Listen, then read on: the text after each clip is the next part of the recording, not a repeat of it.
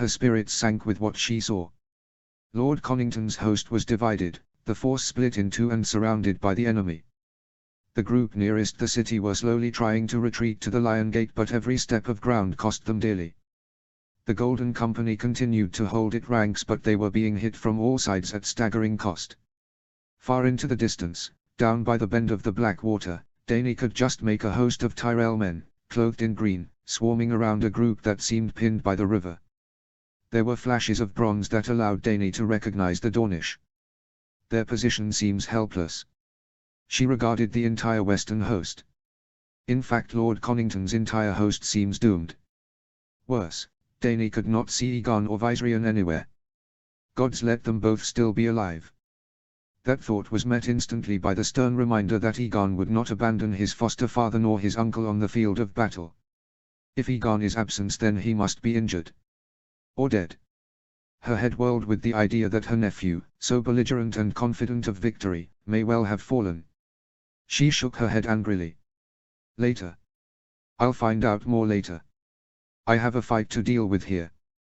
The Queen wrenched her eyes reluctantly to the fight taking place just outside the northern walls. Aside from the Unsullied being in peril, Dany saw Sabaristan's unit fighting in the shadow of the old gate. In the distance was the Storakraus and Second Sons, who were under assault by Vale cavalrymen that had cut them off from the Dragon Gate. The Queen looked to the west. The Windblown and Dothraki must charge now and hit the enemy horsemen in the flank. And we need Victarion, now more than ever. She urged Drogon westwards, and he flew out over Blackwater Bay. She was not about to risk any further injury to her dragon. To her left she could see thousands of horsemen headed towards the city. Dany almost smiled as she watched. Finally, reinforcements. Then, another thought hit her that caused the smile to freeze on her face. Cavalry. She realized with start. The entire host is made up of horsemen, not a single one of the men was marching on foot. That can't be right. Feeling uneasy, she ordered Drogon to get closer. With one shuddering beat of his wings, the dragon had them over dry land once again, and her vision of the men marching towards the city was much improved. There were thousands of knights on the plains below her, 7,000 at least. Of course, she considered, Victarion had the numbers for such a force, but there was no way they had the horses to mount that force, and, even if they could, Victarion's Ironborn would resist any notion of placing them on horseback, much less have them ride into combat. They are born of the sea, used to the pitch and roll of the waves, not the ardors of horse riding. They'd be middling in the saddle at best. She called to Drogon, and the dragon obeyed, diving slightly so that they were both nearer to the ground. The proximity aided her ability to examine the troops, but they still well out of range of any ambitious archer that might choose to take a chance by opening fire on them. Dany wanted information, but she would not risk Drogon any more than was absolutely necessary.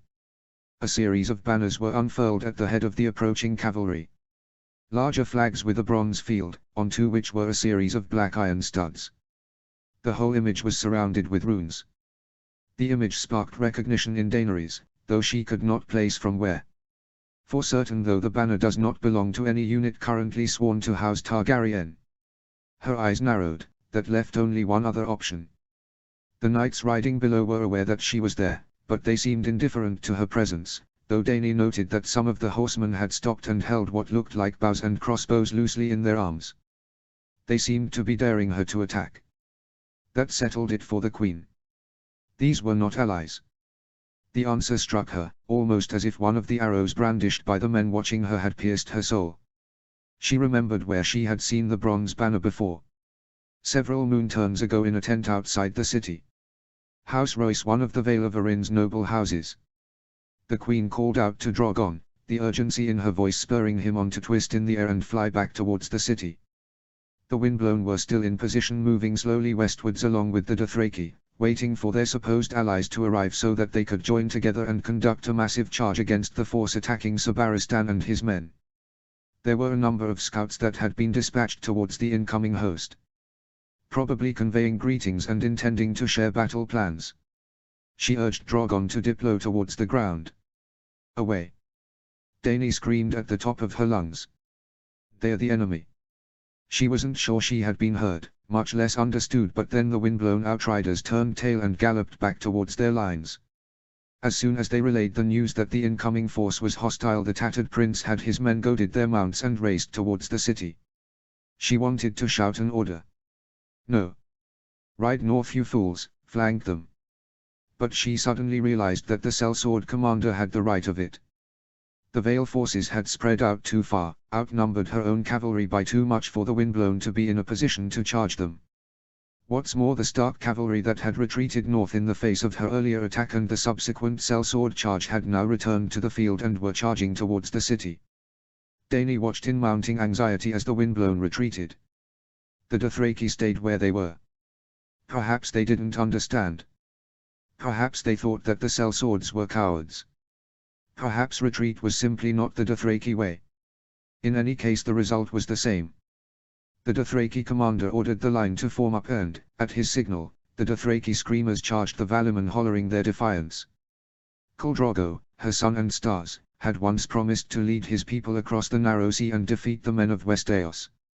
He thought the Westerosi were weak men who wore iron suits, that the knights of the Seven Kingdoms could never contend with the skill and bravery of Dothraki horse lords. Evidently the Dothraki commander meant to test that theory. Dany called out, ordered the men to retreat, but her voice was drowned out by the rush of air as she flew into the space between the two forces. She thought to attack the cavalry, to lay down a line of dragon fire that would blunt their charge and give her men time to escape. One look at Drogon dispelled that notion. The dragon was too injured to mount a fast attack. Plus, the Valyman looked ready for her to take the offensive against them. Plus, there was always the chance that the Starks didn't have another trick to deploy against her children. But we can try. She spurred Drogon to fly over the charging cavalry, had the large creature roar in anger. The sound was weak and pitiful, even to her own ears. She thought for a moment that her plan had worked. The Knights of the Vale slowed slightly as Drogon turned towards them. But, once they saw that she did not mean to attack, they flicked their reins and resumed their charge. Drogon flew up and back towards King's Landing. Dany now had a westerly view of the Vale charge as it swept across the plain, linking with their fellow countrymen to the north.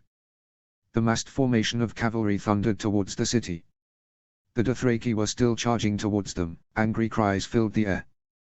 The Essosi warriors were waving their arcs, lost in the fog of war. Yet the group seemed pitifully small. Several hundred savages against thousands of some of the best mounted men in Westeros. Dany held her breath as the two forces impacted. She wanted to look away but owed it to her men to watch their charge. It wasn't a contest. It wasn't even close. The Valyman smashed into and then through the Dothraki, cutting through them with surpassing ease. Dany saw her khalasar fight valiantly, slashing and hacking with their weapons, but they quickly found their attacks were ineffective. Their savage weapons, so lethal on the windswept plains of Essos, were simply no match for the armor of the knights arrayed against them. The Valyman barely slowed as they struck though the Dothraki, striking men down this way and that. The Dothraki were exceptional horsemen, able to accomplish great feats from astride their mounts that they treated as more dear to them than family, but it availed them nothing here. Dany saw a few of the enemy fall, usually as the result of a fortunate blow from some lucky warrior, but their lack of proper armor and quality weaponry held sway and they were cut down ruthlessly. It was but the work of a few short minutes for Dany's khalasar, some of whom had followed her since the night her son and Stars had died, to be utterly destroyed. Dany fought hard to keep despair from taking her as she ordered Drogon to return to the city. She blinked back tears as the sounds of dying receded behind her, only to be replaced by those of those fighting and dying before the walls of King's Landing. Drogon flew past the Dragon Gate, the structure abuzz with men preparing to withstand the army approaching from the west. Dany wanted to shout encouragement, but she did not trust herself to speak. Even giving commands to Drogon was an effort. Though the dragon appeared to understand what she wanted and moved, slowly, and with pain to obey her. "I know how he feels." She felt drained, empty. "They trusted me and died for it." She managed to speak the words that would have Drogon land heavily on top of the old gate. The battlements were heaving with men. Archers who were firing into the attacking soldiers that had engaged Sir Barristan just outside the gates, gold cloaks who were readying rocks and oil to repel attacks, and, finally, Sir Jorah Mormont who stood in the middle of it all bellowing orders to his men. The grizzled knight looked at her as Drogon landed. One look at his face confirmed both of their worst fears. Dany opened her mouth to speak, but she was cut off at the sight of Mokaro and Marwyn coming up to her and assisting her from Drogon's back. Evidently they'd come to watch the battle after they had successfully coaxed Rorigal from the Godswood. Though look how that turned out. The black dragon did not utter even a growl of protest as his mother was assisted away from him. He merely hunkered down on the ramparts and allowed his head to droop to the stone surface with a groan of exhaustion. The queen held Marwyn's arm as her feet touched the stone surface. She tried to draw some of the squat man's strength into herself. The man smiled grimly at her and both he and Mokaro tried to urge her way. "I'm all right," Dany said, finding her voice. Gods, she was exhausted, drained of all strength.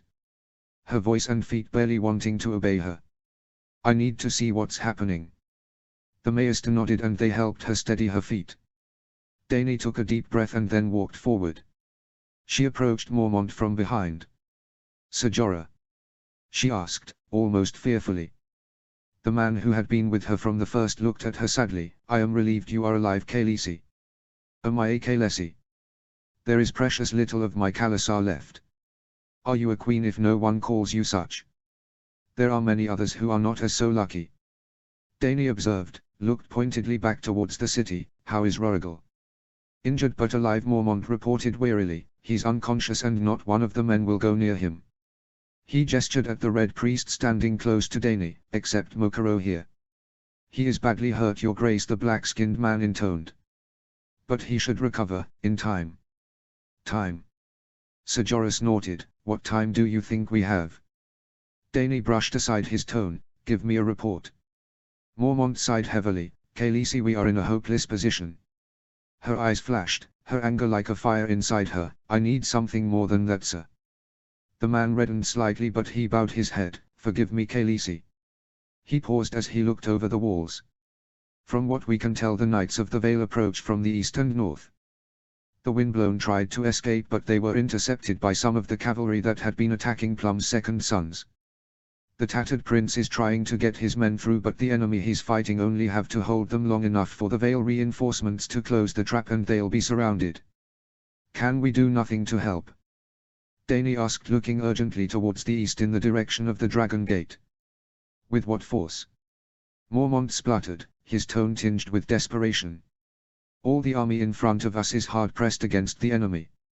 Only our archers along the northern wall are keeping the Starks at bay for the moment, but they are taking casualties and their ammunition is not without end. I have no force to send through the gates to rescue the Windblown. In fact," he gave a distracted glance towards the eastern gates, "I'd be surprised if they haven't already been routed. With them gone, the entire east flank of the army will be crushed and the Dragon Gate will come under attack." "Can we hold the gate?" Dany asked hesitantly. "No, Khaleesi," Ser Jorah replied bluntly. "Granted, I have seen little by way of siege equipment and the enemy to the east of us is all mounted, which will buy us some time if they attack the gates, but even so their numbers are so great." The Queen's eyes swept from west to east. She could see what the commander of the City Watch was referring to. Though her army was large, the Stark host outnumbered them by thousands of soldiers. "What of Lord Connington?" A young woman stepped from the shadows. An exotic, beautiful young girl, clad in bronze leathers. She bowed her head formally. "Your Grace. I have just come from the Lion Gate, carrying an urgent message from the garrison captain in charge there. He wishes your Grace, and Ser Jorah, to know that Lord Connington's force has been overwhelmed. He is retreating to the city and is calling for immediate reinforcements." "What of your uncle?" a voice sounded from the side. Prince Doran was being wheeled towards them by his niece Tyon, his bodyguard striding behind the pair with a watchful expression. "What of Oberyn?" Doran's daughter, Princess Arianne, looked at her father with an angry expression. "Prince Oberyn is trapped down by the Blackwater," she said in a clipped tone. "Our secondary force was split in two by the Tyrells. Some made it back to the Gold Company while the rest have joined our main force, which is, even now, surrounded and pinned with the water of the river at their backs. Connington left Oberyn and all his men," Doran said, outrage curling his voice. There was a moment of silent communication between father and daughter. "He must have had no choice," Mormont reasoned quickly, still with one eye on the battle below them. "The Starks are winning on every front." "Where is he gone?" she enquired, rubbing her head. "He is still alive," Ariane said of her cousin with an air of dismissiveness. "He and his dragon keep trying to attack the enemy, but our forces are so hopelessly entangled that he cannot strike without endangering our own men." Her eyes blazed, an occurrence that has already happened more than once. "Gods be good," Mormont breathed, "our own men." Dany's head felt like a blunt knife was being inserted behind her eye. It was too much. They were being beaten on every side. We should never have left the safety of the city walls. Only Lord Connington's assurance that a siege would be a death sentence and that we could beat the young wolf in the field had convinced me to fight this battle on the open fields. A mistake as it turned out. Her mind cleared, she saw the way forward. She drew herself up. "Ser Jorah, I need the truth now. Would say that the battle outside the walls is lost." The former Lord of Bear Island looked at her, he was ashen-faced. "I would, your grace. If Lord Connington is withdrawing, then it's only a matter of time before the city comes under siege. The Hand's plan has failed." Dany's face was tight though her gut was clenching. "Well then, Commander. It is crucial we save as many as we can." She cast one last look around the battle. "Sound the retreat." Connington 9. He fought on foot. His horse had been killed by a stray lance blow and he had been forced to abandon the shuddering beast in the dirt as its lifeblood flowed and mingled with the muddy ground. His sword swung smacked into the heavy armor of the axeman standing in front of him. The man grunted from the impact. Connington thought he heard the sound of a rib go, but still the axeman raised his weapon one-handed and brought it down savagely towards the Hand's face. Connington raised his left arm, let the remnant of his shield take the blow. The axe blow struck hard, splintering the rest of Connington's protection. The shield was gone, worse than useless, but it had achieved its purpose and stopped the blow. Connington slashed high, forcing his opponent to raise his axe handle to parry, but his attack was nothing but a feint. He swung low to drive his sword hard against the other man's knee. The axeman's heavy armor protected him once again, but the blow was enough to make the man's leg buckle and he sprawled on the ground. He would have killed the man, but he was denied the chance. Another rush of opponent came in and Connington was forced back into the ranks of his own men as a stream of opponents crashed into the shield wall. The Hand only got behind the line of Golden Company shields just in time. He stumbled but was held upright by Watkine, whose strength belied his size. The short squire dragged the older man upright and set him on his feet. "Careful, my lord," the man warned, "if you fall then we're well and truly fucked."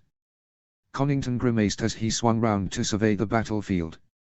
He estimated that the surviving company had advanced halfway between where they had been when the Tyrells first charged their lines and the relative safety of the Lion's Gate. His eyes darted about. "And that distance alone has cost us dear." At a glance, Connington guessed that over half his initial column was gone. A few stragglers had been picked up from Franklin Flower and Tristan Rivers' unit, but the casualty rate amongst his men had been colossal. "Still, we must go faster." The gradual moving of Connington's men towards the city had been ordered and even started effectively, with two defensive lines facing east and west and a third facing north being formed. Mark Mandrake and Black Balak had brought their men into the column and the entire host and moved eastwards towards the city. It was a gambit, Connington knew. While massing the company together reinforced the column and gave them more strength with which to act. It gathered all the men into one place and gave the enemy only one solitary unit to attack. True, last I heard, the Dornish were still fighting, but they surely won't be for much longer. As accomplished as the Red Viper is, his position is hopeless. Connington turned a practiced eye to the gap between the company and the city wall. There are a lot of the enemy between here and the wall. Still, every step brought them closer to the Lion Gate and help from the archers manning the walls. "We must go faster. Keep formation." Connington shouted as loudly as he was able, "Tighten up as much as you can." Not for the first time that day was the Hand grateful that the Golden Company was so disciplined. The shield wall created by the sellswords was the tightest he had ever seen. The shields slid together with spears jutting forward to deter or hurt the enemy. The ranks behind kept their shields over their heads to prevent missiles from causing havoc within the column. And yet, they were still losing people. Every minute spent on the battlefield cost them men, either from being hit by a lucky arrow or crossbow bolt or simply stabbed by a random thrust from the army outside their shields. The column moved another step, then another, shuffling to the east. For those facing the city, the temptation to make a break for the safety of the walls must have been almost overwhelming, but their captains kept the men in line. If the shield wall breaks, we are lost. Egon was still riding Viserion above them, but the Tyrells below had very little fear of the flying creature anymore. The king had had to abandon strafing runs when, during an attack, an overzealous spearman had managed to throw his weapon into the side of the dragon's open mouth. The sharpened point of the spear had passed through the jaw and become lodged in the mouth below. It was an amazingly fortunate throw, but, even though Viserion's pain-filled thrashing had snapped the spear in two, a significant portion of the missile was still lodged in the creature's maw. Blood streamed from the open wound to splatter the men fighting below the dragon's flight path as it cried out in agony. After that, Viserion was clearly unwilling to open his mouth anymore. What with this, as well as the beast's other injuries, even his roars now lacked power. Connington looked up at the boy as he rode the dragon. Strange, I wonder if Roriger would have been a better rider. He snorted to himself. Of course, he would have been, there was nothing my Silver Prince did not excel at. The company kept on moving, the pace was excruciating as more and more men fell. Their nerves were frayed almost beyond human limits. Suddenly the attacks on the wall seemed to lessen slightly. It was almost an imperceptible change, but the violence receded momentarily. Like a wave pulling back before it crashes onto a beach. The Hand opened his mouth to shout encouragement and exhort the men to watch themselves. A volley of hundreds of arrows and crossbows hit the company. Warriors so focused on protecting their heads and chests howled in pain as now other parts of their bodies, hands, legs, even feet were hit. The better armored soldiers shrugged off the strikes as insignificant, though some would be bruised from the attack. Others were not so lucky, screaming in pain as their exposed limbs were hit. Connington saw a man nearby lower his shield in shocked surprise as his foot was struck, only to be hit 3 times in the face before he could lift his protective screen back towards his head. The Hand grit his teeth. He knew what was coming. Prepare for imp. The waves of heavy cavalry hit the column in 3 places at once. The east and west were hit by 2 wings of horsemen, hundreds strong, while the north side was overwhelmed by yet another sortie of knights. The entire attack was backed by hundreds of men at arms that used their allies' charge to smash aside the shield wall and get in amongst the company with sword, axe and spear. Lord Connington would have admired Randil-Tarlis' tactics: herd us together, batter us for a while, then soften us with arrows and then hit the entire column in multiple places. There was only one outcome. Connington knew what would occur even before it happened. Indeed, it had been the reason for his urgency. Even so, it was the stuff of nightmares. The last surviving column of the Golden Company, the pride of sellsword groups in Essos, came apart. The column, twisted this way and that, buffeted by heavy attacks on all fronts, simply fragmented. Before the company could react, the enemy was inside their shield walls and the entire battlefield became nothing more than a disorganized seething mass. A mass of blood and death. Dany 11. Her heart was in her throat. The sight before her was heartbreaking, but she willed herself to watch and not dishonor her men by looking away. Beyond the city walls, chaos reigned. The Unsullied were surrounded on 3 sides and had nowhere to go as Robb Stark's army pushed into their ranks. Slowly but surely Grey Worm's men were being cut down with no hope of escape. We have to help them. She blinked and abruptly wiped the tears from her eyes. The simple fact was there was no help to send. Sabaristan had stationed his small group of knights and gold cloaks by the old gate. The men formed a tight semicircle around the open entrance to the city and were fighting viciously to hold the gate, while the Second Sons and Storakraus were desperately fighting their way through the Stark infantry between them before the Vale horsemen finished with the Dothraki and Windblown in the east and arrived at their backs. It was a desperate race against time, and one that the young queen was not sure her own men could win. Ser Jorah ordered the archers and other soldiers on the wall to open fire with everything they had, trying valiantly to punch a hole through the enemy lines so that the sellswords could get to Sabaristan, the old gate, and safety. A messenger came running up the stone stairs towards them. Your Grace. The boy got out, in between gasps. The Golden Company is in dire need of support. The commander of the Lion Gate believes that, without additional forces, the company will be unable to reach the gates. Dany wanted to scream. What does Lord Connington expect us to do? She turned a desperate eye on Drogon, who seemed to be sleeping on the battlements, his huge chest rising and falling as he rested fitfully.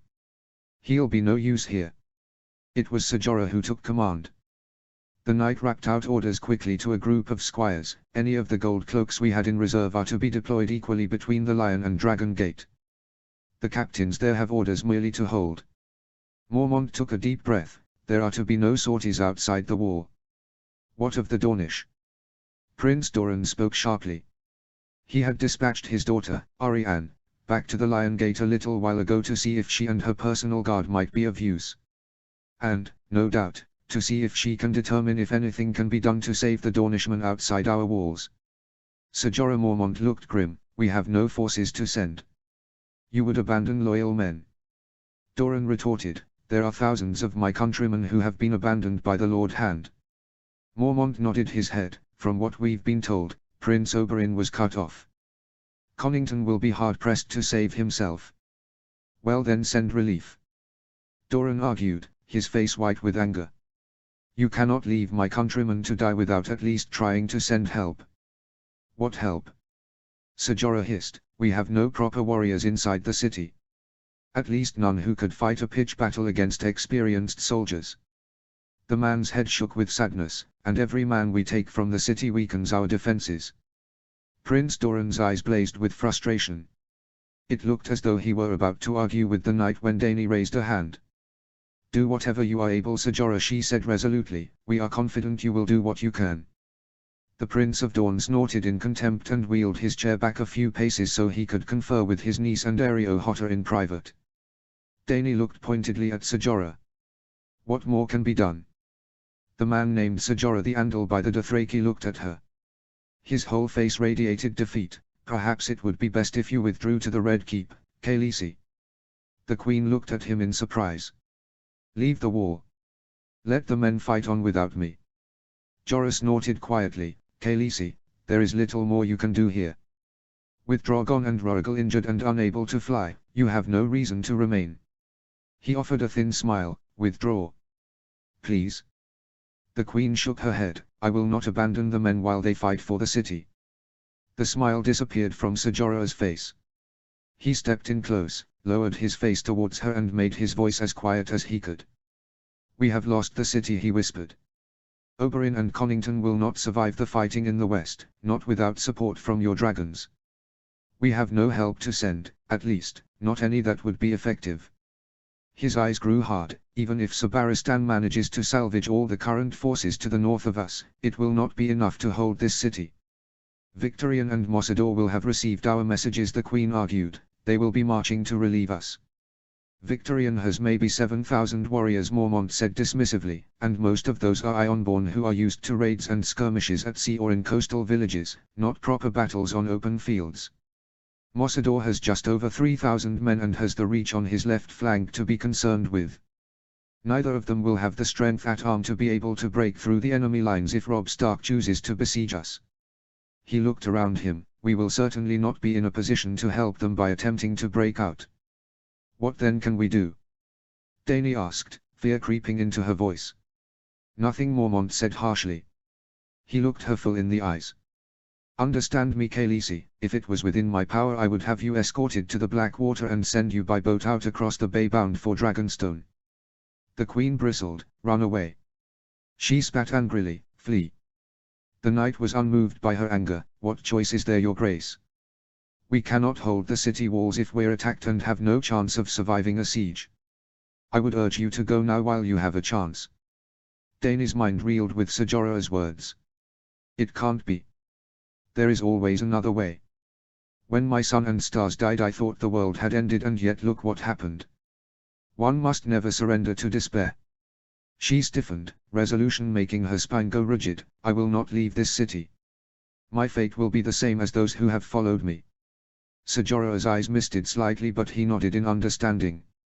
Very well, Khaleesi. Enemy cavalry approaching.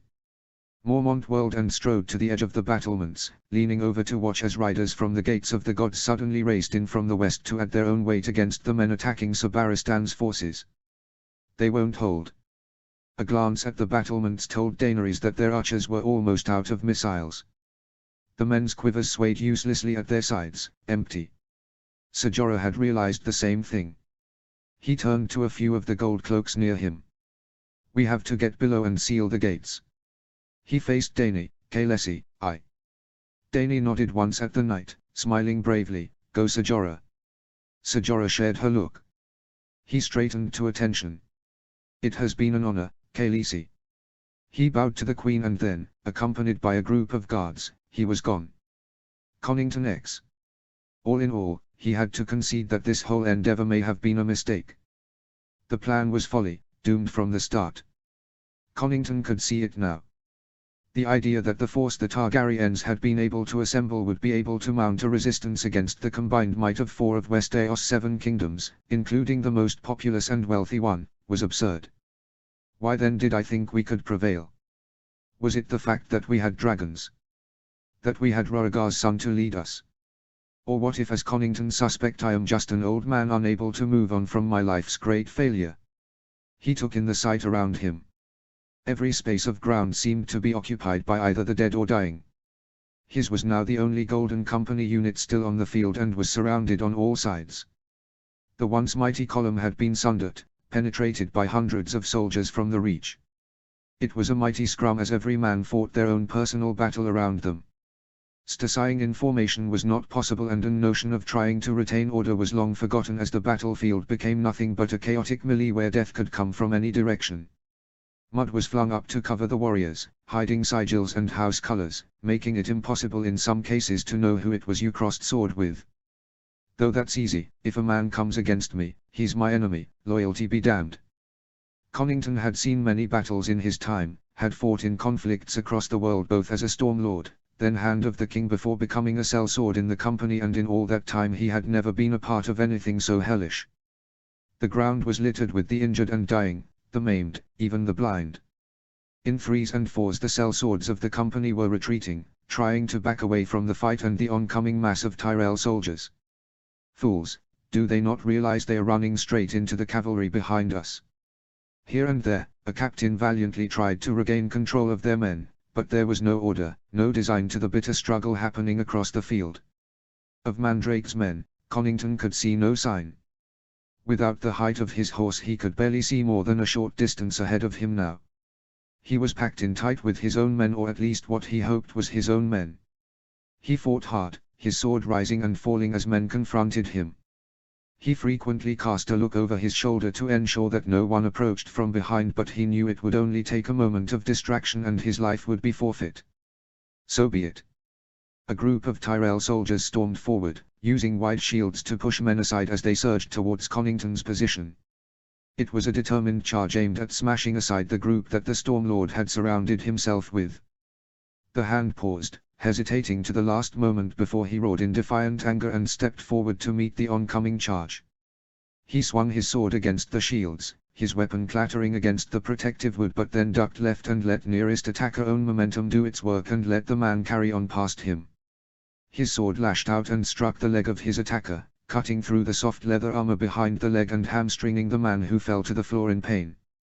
Ignoring the howl of agony from the downed man, Connington struck to both sides, driving a space through which his own men could counter-attack. For a terrible moment he feared that none of his men would follow him, but then 2 of the company's warriors were at his flank, fighting back. More of the company followed, eager to follow their leader's example. Connington fought as he never had before, slashing and hacking at the seemingly endless ranks of the enemy. He was heedless of the damage he was doing to those he faced, he just wanted to regain the initiative for him and his men. The Stormlord saw a flash out of the corner of his eye.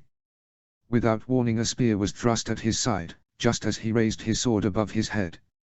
He saw it coming but was too tired, too slow to evade the blow which struck him in the right side.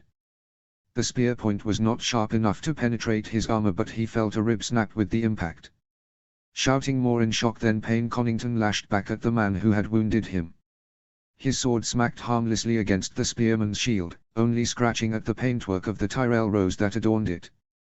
It failed to hurt the man, but it was enough to move him off balance and deter a second strike. Then his own men were there, hammering the Tyrells back again, giving him a moment to catch his breath. He did so, wincing in pain.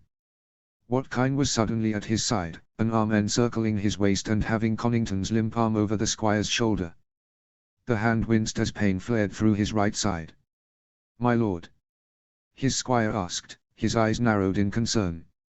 I'm all right, Conington gasped, willing away the pain. Get me to our line. We have no line. Watkine pointed out as he moved his master away from the fight raging in front of them. A quick glance told Conington that the man was right. It was nothing but a bloody melee. There was no refuge to be had. He grit his teeth. See if you can gather some of the men. We need to form a wedge. His squire pursed his lips in desperation. He looked ready to argue, but then he nodded resolutely. With one last check of his master, the squire turned back towards the fight. And took a spear straight through his gut. The squire collapsed to the ground without a sound. Conington hollered a battle cry. With a mighty wrench that pulled a cry from his mouth, he hefted his sword. He ambled forward and slashed Watkine's assailant about the head. He had no idea if his blade had killed the man head, but it was enough to send the man somersaulting to the floor, where he was lost in the struggling morass. The hand looked down at his squire. Watkine had rolled onto his back, his hands loosely clenching his belly while he stared sightlessly into the sky. Sleep easy, boy. You deserve that much. He had no more time to dwell on his dead servant. Abruptly he saw another wave of Tyrell men approaching. These were different though. There was no rushing, no haste. These spearmen advanced in a tight line, cutting down all company warriors in front of them. Even injured sellswords were ignored and dispatched by a group of soldiers behind the front rank. Conington looked around him. There were none of his own men close by. All of his warriors were either dead or too injured to fight anymore. Gods, when did this happen? I had at least 20 men standing a mere moment ago. The answer was obvious. He was surrounded on all sides by Tyrell soldiers. While he had been engaging in personal combat and getting himself injured, the enemy had closed the noose around the last pockets of the Golden Company. At the front line of the Tyrells, a magnificent great sword in both hands, strode the architect of his defeat. The man's armor was dull, lacking in any ornamentation. His head was bare, as if showing his contempt for the enemy by refusing to wear a helm. The warrior's weapon was bloody, red liquid slowly rolling off the blade and pooling in the dirt. He stopped a few feet from Conington. Randil Tully. The Lord of Hornhill looked at Conington without emotion. He gestured to the men at his side to halt. He surveyed the dead men at the hand's feet, cast a casual glance at Watkine's corpse. I am obliged. The man's voice was cold and hard, as if he was discussing the weather on a midday stroll, then confronting an enemy in the middle of a battlefield, by virtue of your rank, to offer you the opportunity to yield.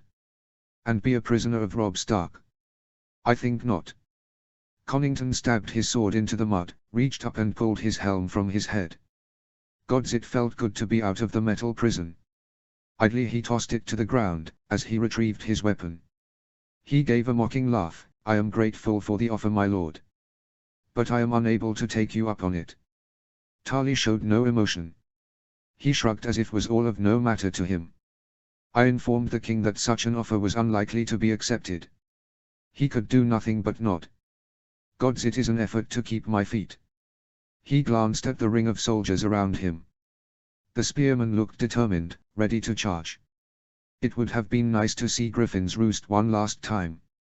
Ruefully he offered a smile to the Lord of Hornhill, one at a time or all at once. That will not be necessary, Tully observed as he stepped towards the hand. I'll think you find me quite sufficient for the task. Oh, how I yearn to punish the man for his arrogance.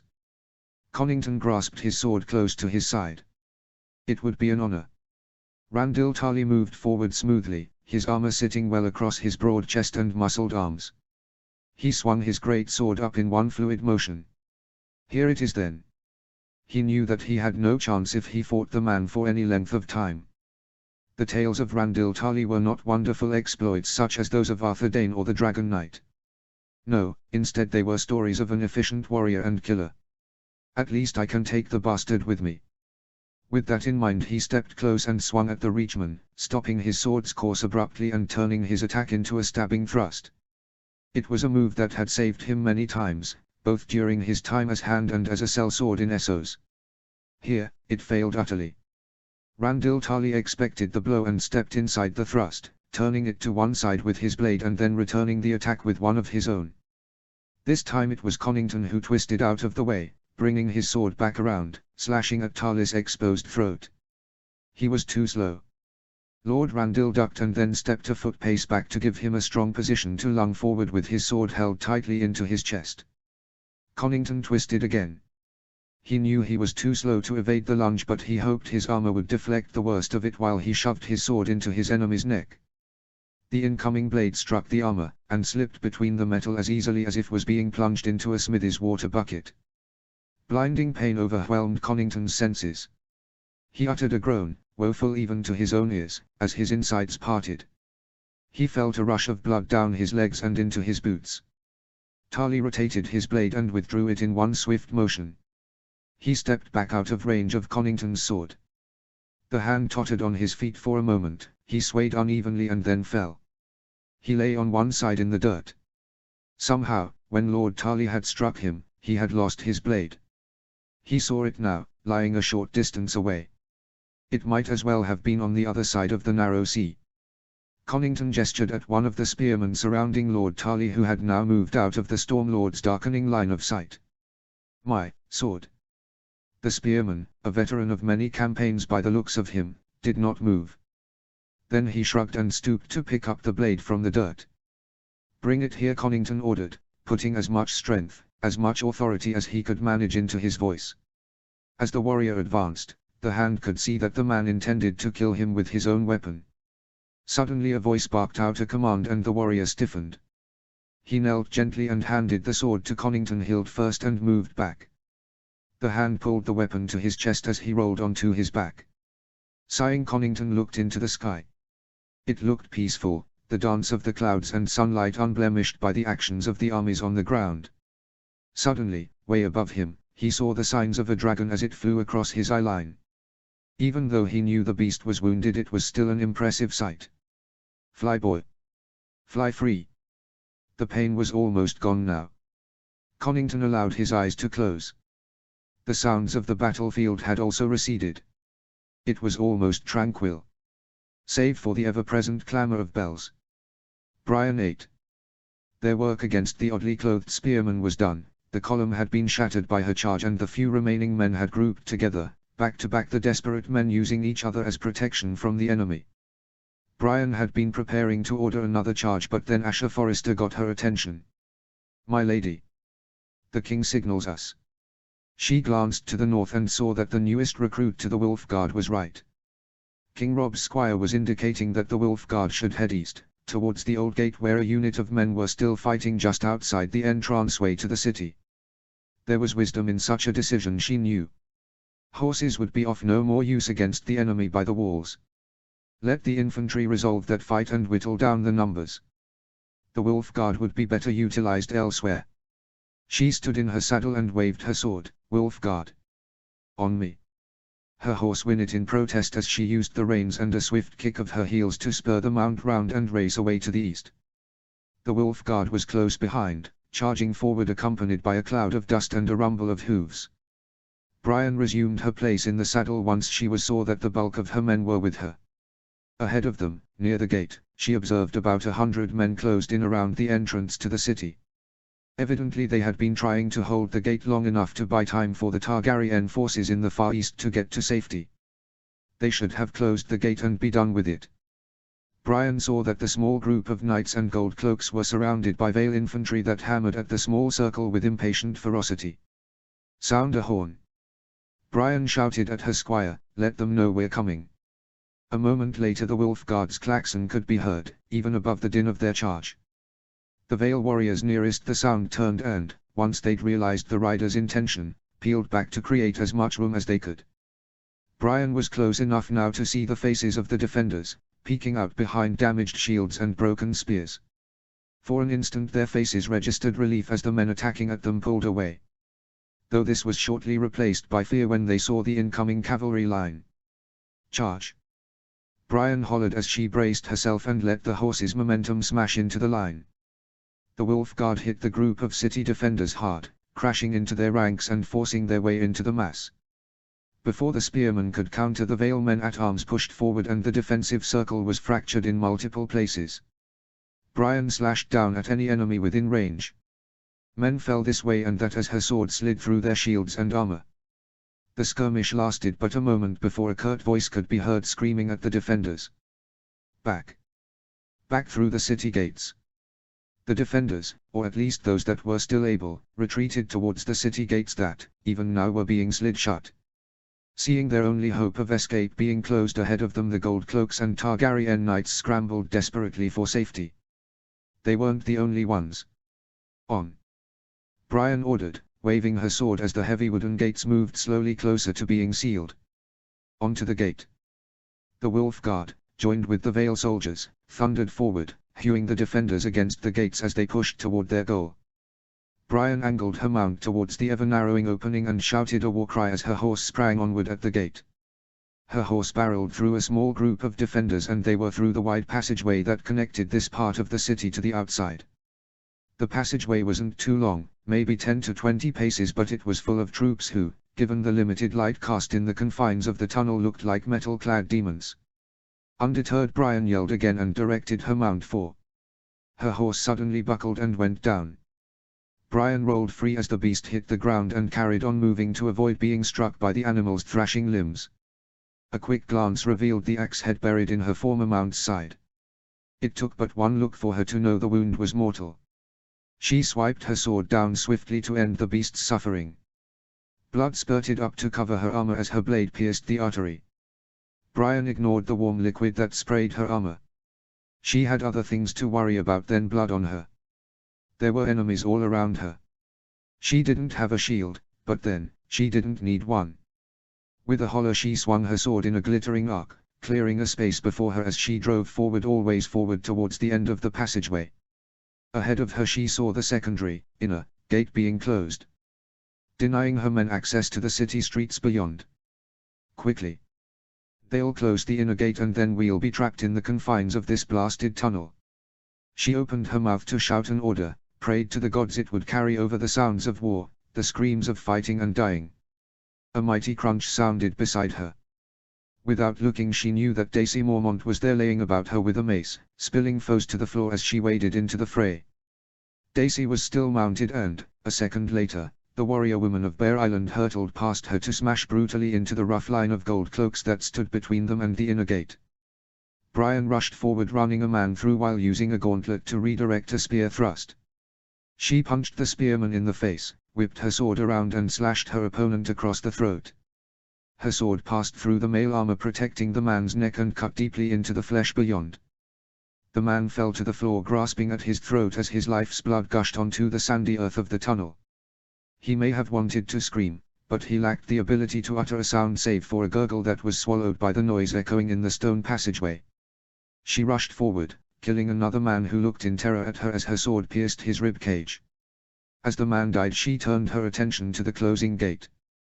The wooden door was almost closed. Shouting incoherently, Brian threw herself into the heavy wood in a futile attempt to keep it from shutting. There was a rush of movement and Brian knew that more loyal troops were at her back and pushing with her. Together they stopped the gate's progress and slowly worked it open. Then, like a river bursting through a dam, the gate gave and the Stark host poured through the city gates. They arrived in a large cobbled square. The warriors gave a shout of triumph at having stymied the enemy's attempts to keep them out of the city. As a mob they charged forward into a waiting volley of arrow fire. Men dropped to both sides of Brian as shafts of woods penetrated their bodies. Only by the will of fate was Brian herself unhurt by the salvo. The Stark host was thrown back by the strength of the volley. Like whipped dogs the soldiers edged backwards into the gateway, only to be pushed forward by the men crammed into the passageway behind. We have to get out of the gateway. We're easy targets all bunched together like this. Shields! Brian cried. The warriors around her set their shields in front of them, using the broadwood to protect their bodies as best they could as another volley struck. This time there were less casualties, but there were still casualties as more warriors slumped to the ground, either wounded or dead. Forward! She ordered, gritting her teeth and sprinting as fast as she could at the line of archers positioned on the opposite side of the square. At an officer's command a group of Gold Cloaks trundled forward and set up their own shield wall to meet the charge. Brian pulled her great sword back to prepare. Daisy Mormont got there first. The mounted warrior rode past Brian again and slammed into the gold cloak's shield wall. She set about her with her heavy mace. Brian ordered her men to follow, and then she was among the gold cloaks, cutting and slashing with her own weapon. A little way beyond her, she saw Daisy fighting hard, bringing her mace down on any enemy she could reach. She brought death and injury with every movement. A little way ahead of the mounted knight, Brian caught a glimpse of archers leveling their bows. Archers! Daisy heard her cry and urged her horse on. She rode straight at the archers, screaming in rage, her mace swinging above her head like a mad thing. The next salvo brought 5 shafts straight into Daisy's body. The close proximity to the strong blows being enough to pinwheel the warrior woman from her saddle and send her crashing to the stone street behind her. Brian cried out in anger and dismay as she and her men cut through the last remaining gold cloaks and made it to the space where Daisy had fallen. She ordered her men on as she crouched at the other woman's side, desperate to give her aid. There was nothing to be done. Daisy Mormont, the Lady of Bear Island, was dead. Either from being hit by the arrows or the fall from the horse, Brian couldn't say, but the result was the same. She felt her eyes grow watery. Gods be good. There was a cry of disbelief from somewhere up the street from Brian. The warrior woman's head jerked up to see a bald figure with a gold cloak hanging from his shoulders. The man stared wide-eyed at the corpse at Brian's feet. The man started towards her with a group of gold cloaks gathering behind him. Baxa Jorah. You're needed in the city. A glimmer of white drew Brian's attention. There from an alley that intersected the street leading down to her strode a figure from legend. A man clothed in white armor with a longsword in one hand and a white shield in the other. His head was bare and his white hair and beard flowed freely, the effect making him look old and vulnerable. Sir Barristan Selmy. He stood with a few loyal men behind him as he quickly took in the situation at the old gate. The man nodded grimly before looking down at the men at arms in front of him. The Stark men ahead of Brian, having forced the archers to withdraw, roared a challenge and ran down the street at the old knight who, with one nod, made the gold cloaks usher Sir Jorah away and down a side street. Brian was glad. She had little desire to cross swords with Daisy Mormont's cousin. The Stark men came on to the old knight, eager for a kill, to strike down this old man who dared to stand in front of them unafraid. They were young, muscled and in some cases, even experienced in warfare. It availed them nothing. When all was said and done, they were facing Barristan Selmy, perhaps the best living fighter in the world. His sword was like a living thing. He stepped out from the ranks of his men. He cut and a Northman fell over his spilling guts. He blocked a second slash from another man, stepped in under the strike and rammed the pommel of his weapon into the man's unguarded face. As the man dropped back, Selmy stepped past him, rotating his sword so that he cut the man's throat and then thrust low into the bowels of a third man who was unfortunate enough to be within range. The blow sent the man screaming to the dirt as he tried in vain to hold his stomach together. 3 men either dead or out of the fight, and Sir Barristan not even breathing heavily. Brian could not help but admire him. That's why he's the best. The last surviving member of Aerys Targaryen's Kingsguard stepped back and surveyed the men trying to circle him as they were joined by their fellows who poured through the gate. They were cautious now, wary of the man they face. For his part, Barristan the Bold showed no emotion on his face. No fear, no hesitation. No surrender either. Sir Barristan glanced behind him where a group of gold cloaks had assembled. They were a ragtag band of men, wearing ill-fitting armor with rust on their weapons. It was only when he saw his allies that Selmy expressed an emotion, and even then it was one of irritation. The men of the Stark army let forth a battle cry and surged forward. Before they had even covered half the distance to their target, Sir Barristan was on the move. His foes didn't even have time to register their surprise that the old man was attacking them. The knight sprung forward, smashing one man aside with his white shield. He was so fast that Brian doubted the man had realized that the legendary warrior had started towards him. The heavy wood of the shield caught the man full in the chest and forced him back. A quick slash of the knight's sword dropped his foe to the streets. Another man crashed into Selmy, who let his shield take the impact. The men at arms hurtled past, ripping the white shield from the aged knight's arm as he fell awkwardly. Still, the soldier had enough presence of mind to reach for Sir Barristan's legs from his place on the floor. At the same time, 2 more men launched themselves at the knight. They weren't a match for their opponent. Even without his shield Selmy was not defenseless. His sword whirled to strike a man down even as, with his other hand, he drew a knife from its sheath at his belt. Before the second attacker could react, the man collided with him and attacked. Selmy pushed the knife home, twisted and pulled the blade free, reversed his grip and then struck hard through the Veil Knight's visor. He seemed to know just where to strike, through the man's eye and into the brain. It was the speed that was the most brutal aspect of the attack. The next man who faced him was a squire, a youth who clutched a spear to his body and looked nervously at the much older man. "Run home, lad," Selmy told him, not unkindly. "Leave the fighting to the men." What was meant as a gentle warning was not received as such by the squire.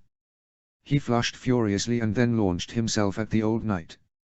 His blow was off course, panicked, of target. It sailed by Sir Barristan harmlessly. The knight pivoted and brought his sword down behind the squire's leg. The boy tried to move backwards and fell over the obstruction, landing heavily on the dirty cobbles. As the boy frantically tried to stand, Selmy smacked him about the head with the flat of his sword. The lad collapsed senseless in a heap. But he was alive. Brian by now had regained her feet. She moved up the street to face the old knight who was still standing where he had been a minute ago. There was no one in between them now. The man's nodded in recognition. "Lady Brian." Sir Barristan offered her a slight smile. Brian bowed her head. "Sir Barristan, I must ask for your surrender." The knight's expression turned regretful. "I regret I cannot oblige you, my lady." "Stand down," Brian urged, aware of her men coming up the street behind her. They were trying to edge around, to ensnare the knight in a trap. No easy task given how lethal Sir Barristan had shown himself to be. "I have no wish to fight you, sir, but I will if you force me. I have sworn an oath to serve my king." "I understand," the knight replied, nodding sympathetically. "I have done the same for my own queen." "You stand alone," Sir Brian said, gesturing at the gold cloaks that were beating a hasty retreat down the street away from the old gate. Another flicker of irritation crossed Selmy's face. "So it would seem," he replied gravely. Her men were closer, advancing slowly but steadily towards their enemy. Barristan smiled again and then emotion was gone again. He knows we'll surround and kill him, and yet, still, he won't back down. Something pricked at Brian's conscience. No. This is Barristan Selmy. He deserves a better end. She stepped away from her men and raised a hand for attention. Amazingly, the warriors next to her halted, though some stopped grudgingly. "No one touches him," Brian ordered loudly. "Sir Barristan is mine." "Don't be a fucking fool," Sandor Clegane rasped from somewhere behind her. "Let's just kill him and be done with it." Figures that he'd still be alive. Some of the warriors edged forward. Sir Barristan was watching them all closely. "No," Brian commanded, desperate now. "We will not quarter this man like a thief in an alley. He is a knight. And deserves to be treated as such." "Fucking nonsense," the hound murmured. "We have a city to take." There was a loud rumble of agreement. "We do," Brian acknowledged, "so go to it. Leave me here with Sir Barristan. I am charged with the defense of this city." Sir Barristan spoke clearly with no hint of fatigue. "I will not let you advance further down this street." "Fuck you won't," the hound retorted angrily. "You've lost this battle, Selmy. Fuck off and save your life. While I still stand here. The battle is not over," Selmy declared. Brian saw men scuttle closer. "No," she cried, determinedly, "the man who strikes at him without my say-so answers to me." She looked behind her to the hound who was sat on his charger behind her. Clegane had opened his visor to stare at her in astonishment. "Take the men through the other streets." There was a moment's pause and then the hound shrugged. "Right lads, you heard the lady." Sandor's voice was almost amused. "Let's get to it. He doesn't fully understand what I'm doing, but some small part of him respects it." Brian didn't turn as the warriors behind her men ran in all directions down the other narrow side streets.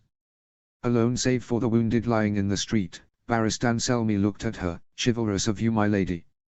"It is expected of me," Brian said, readying her sword. "I am a knight." The man looked at her curiously. "We shall see." Rob V. They had breached the city. The king had leaned back in his saddle when one of his captains had pointed towards the old gate. He had turned in time to see the Vale and Riverland men pouring through the undefended gate. They had best remember my law on pillage and rape. He returned his focus to the fight by the wall.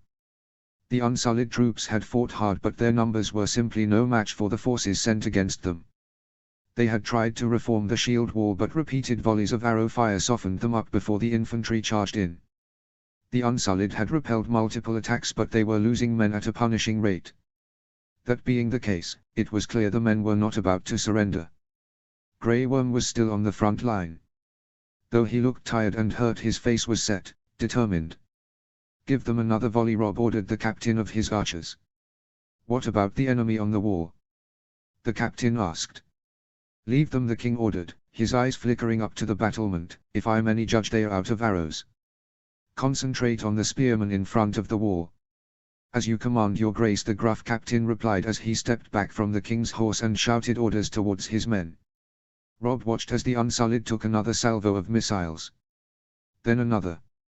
Several men dropped, but the spearmen closed ranks together. They know they are in a hopeless position, yet still they fight. Such bravery is to be admired. He hated killing by arrow fire. It was impersonal, almost dishonorable. Still, rather them than us. For all their poor armor, these men are fighters of the highest caliber. What they lack in terms of weaponry they make up for in tenacity and sheer will. They seemed to feel no pain, no fear as they lost friends in a fight that could only have one outcome. He turned to one of his captains. "Order the rest of the unit to head through the old gate. Once inside, they are to head to the Gate of the Gods and the Lion Gate. I want the walls cleared and all the gates opened." "What of Lord Royce, your grace?" a captain asked. "Horsemen will be vulnerable in the city," Rob reasoned. "Send a rider. As soon as Lord Royce has dispensed with the enemy cavalry, he is to send any infantry to the old gate and ride his cavalry west to assist Lord Tarley. Should he need assisting," the captain cut in with an evil smile. "Indeed. Even so, the cavalry may be useful in finishing off the Golden Company and Dornish. With them gone, our friends from the Reach should have no problem attacking the eastern side of the city. Things should be easier then. In an ideal world, I would like the city to be taken by nightfall." He frowned. "Though the Targaryens can hold the Red Keep for a long time should they choose to do so." An animal's roar interrupted his thoughts. Rob's head whipped up to follow the sound. He saw a dragon fly through the clouds over where he suspected Lord Tarly's host was positioned. The white-gold dragon flapped his wings and glided to the west, near the city. The dragon, with Aegon just about visible on his back, banked sharply and began to circle round the battlefield. The dragon's flight was slow, languid, almost lazy in its efforts. It moved swiftly but with no real purpose. The dragon was far out or arrow range from the soldiers below, but equally the dragon was unable to hit the soldiers themselves with dragon fire. Bizarrely, this did not seem to concern Aegon at all. The dragon's circles remained gentle with a distinct lack of urgency. Clearly its rider was looking for something. Rob's blood chilled. "I thought it might come to this." He turned to the captain. "Take command here, captain. On no account is anybody to follow me." The captain's confusion was obvious. "Your grace." "Obey me, captain," the king said harshly. "Finish your work here and proceed on to the city." Stung by the king's blunt tone, the captain simply nodded obediently and returned to his task. Rob took one last lingering look at his men before he maneuvered his horse around. "Grey, wind with me." He rode swiftly north, his pet direwolf easily keeping pace with the horse's gentle pace. The sound of hooves and the two animals' grunts accompanied them as they headed away from King's Landing. Abruptly Rob reined in his horse. He twisted in the saddle and looked up for a moment. The dragon circled once more and then suddenly veered north, headed towards him. The beast picking up speed as the rider saw his target. Obviously, Aegon had found what he was looking for. Rob stuck. Just as I hoped. The sight of the grey-furred direwolf should have been a clue. Rob spurred his horse into action. They streaked across the open fields towards the small rise where the king had begun the battle. Rob kept himself low as the horse cantered on, resisting the urge to continue looking back. He knew that he had no chance of outracing a dragon, even one that was injured and tired. There was absolutely no chance of his getting away. Mercifully, getting away was the last thing on his mind. He just wanted to draw Aegon away from the army. With so much of the Targaryen force destroyed, Robb knew that the factor stopping the king from saturating the entire field with fire was gone. The only thing that would mean more to Aegon than killing the enemy army was the opportunity to kill the young wolf himself. To try and snatch victory from the jaws of defeat. It made good tactical sense as well. With the enemy army lost, the only hope was to kill the enemy commander and hope the host would fracture rather than take the city. It was a futile hope. The army would fight on for Margaery in Rickard's name, but it was the only hope left to the failing faction. A roar of anger reached him, a scream from another world. A world long lost to myth and legend. Gods, are they so close already? He had no choice, his course was set. His only hope was reaching the rise. Another cry reached him. Unbelievably, this sound was even closer to the one made mere seconds ago. He couldn't believe that he wasn't already dead, from either dragon fire or simply plucked from the saddle by the beast's massive jaws. Praying he had enough time, he dug his heels into his horse's flank and urged it on to greater speed. This may all have been the biggest mistake of my life. Abruptly he veered his mount to the left and headed off at a complete angle from his previous direction. He was still headed north but on a different tangent. Ahead of him there was a gap in the rise, a gully, no more than 4 horses wide and about 30 paces deep, embedded as it was through the small hill. Willers Tyrell had suggested that the gully was a creation of a stream or a tributary that had flowed through the land here as the water made its way from the God's Eye to the Black Water. There was no water now, hadn't been for centuries, but the gully remained. It offered Robb his only opportunity for safety. He was 50 paces from the rise. He dug his heels in once more and whispered encouragement to his horse. Greywind was still at his side, growling heavily, well aware of the creature of death just behind them. They reached the gully and entered the open-air tunnel that ran to the other side. Robb kept up the speed, not willing to relax for a second. A whoosh of air hit his back and a roar of frustration echoed above him. He didn't need to look to know that the dragon was right over him. A second later it flew overhead, the wind buffering his face and forcing him to screw his eyes shut. Reflexively he drew on the reins and brought the horse to a stop. He patted his mount's flanks and took a deep breath as, to the north, the dragon had circled and was now suspended in midair watching him. Atop the beast was Aegon, his long white hair jutting out from his pitch-black armor. With Viserion beneath him he looked every inch the image of his more legendary ancestor for whom he had been named. "Your course is run, Stark," Aegon shouted over the distance between them. "There is no escape." Robb took a measured breath, he glanced behind him. His mad dash had taken him almost all the way through the gully. He was almost out of the opposite end. But not quite. "I would have thought your men would have needed you," Robb called out as he allowed his horse to keep sucking in deep lungfuls of air. "The battle has not gone well for your side." Aegon's face was unreadable through the dragon-headed helm he wore. A magnificent piece of armor with intricate wings that swung round the side to form part of his check guards and even a tail sprouting from the back of the helm. It encased his entire head with only small slits for eyes and a gap for his mouth. His voice was clear enough though. "It will take me but a minute to deal with you and then I will take the battle to your traitorous followers." "My men are loyal," Robb responded calmly, "they never swore an oath to you and yours. Nor will they ever." "We'll see about that," Aegon shouted, "they may feel different when the vaunted young wolf is dead." "First things first, pretender," Robb hurled at him, "I'm not dead yet." Aegon tilted his head and laughed menacingly, "just as a matter of time." With that he forced Viserion into a sharp dive. The dragon plummeted towards him. Robb flipped the reins and his mount started back the way it had come, galloping through the gully as if its life depended on it. Which it surely did. The dragon was close by, right overhead. Robb could feel the warmth of its fetid breath all over him. Fire! The breath on his back disappeared in an instant to be replaced by a roar of surprise, pain and even a little fear. It took everything Robb had not to look back and see what was happening. My life is in the hands of Willers Tyrell. And Tyrion Lannister, gods help me. He exited the gully, Greywind still beside him. Only now did he allow himself to turn and survey the success of his allies' schemes. The rise was suddenly teeming with men who had burst from concealment. There were at least 100 Solidus who were divided equally between the two sides of the rise and separated by the gully. They had crossbows and spears in their hands. The dragon named Viserion was pinned in position by a giant net that had been cast over the gully as the dragon had gotten too close to the ground. The beast was pinned in place as it tried to fly upwards with spears and arrows penetrating its underside with remorseless savagery. Ordinarily a burst of fire would free the beast, but Viserion was confused by what was happening, enraged by the thick netting that covered his back. As the dragon pulled towards the sky, the net tightened, restricting its movement. Just as Willers designed it to do. The dragon could not escape. Winches, secured by stone blocks, were being used to pull the net closer to the ground, and within better range of a group of archers. Every moment of captivity resulted in more arrow shafts, spears and crossbow bolts penetrating his skin. And now for the wings.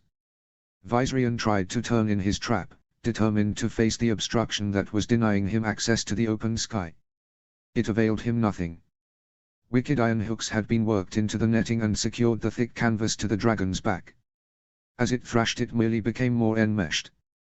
Watching the creature's struggles, an officer on the ridge bellowed an order, and the men operating the heavy winches pulled hard and tightened the net to its fullest extent.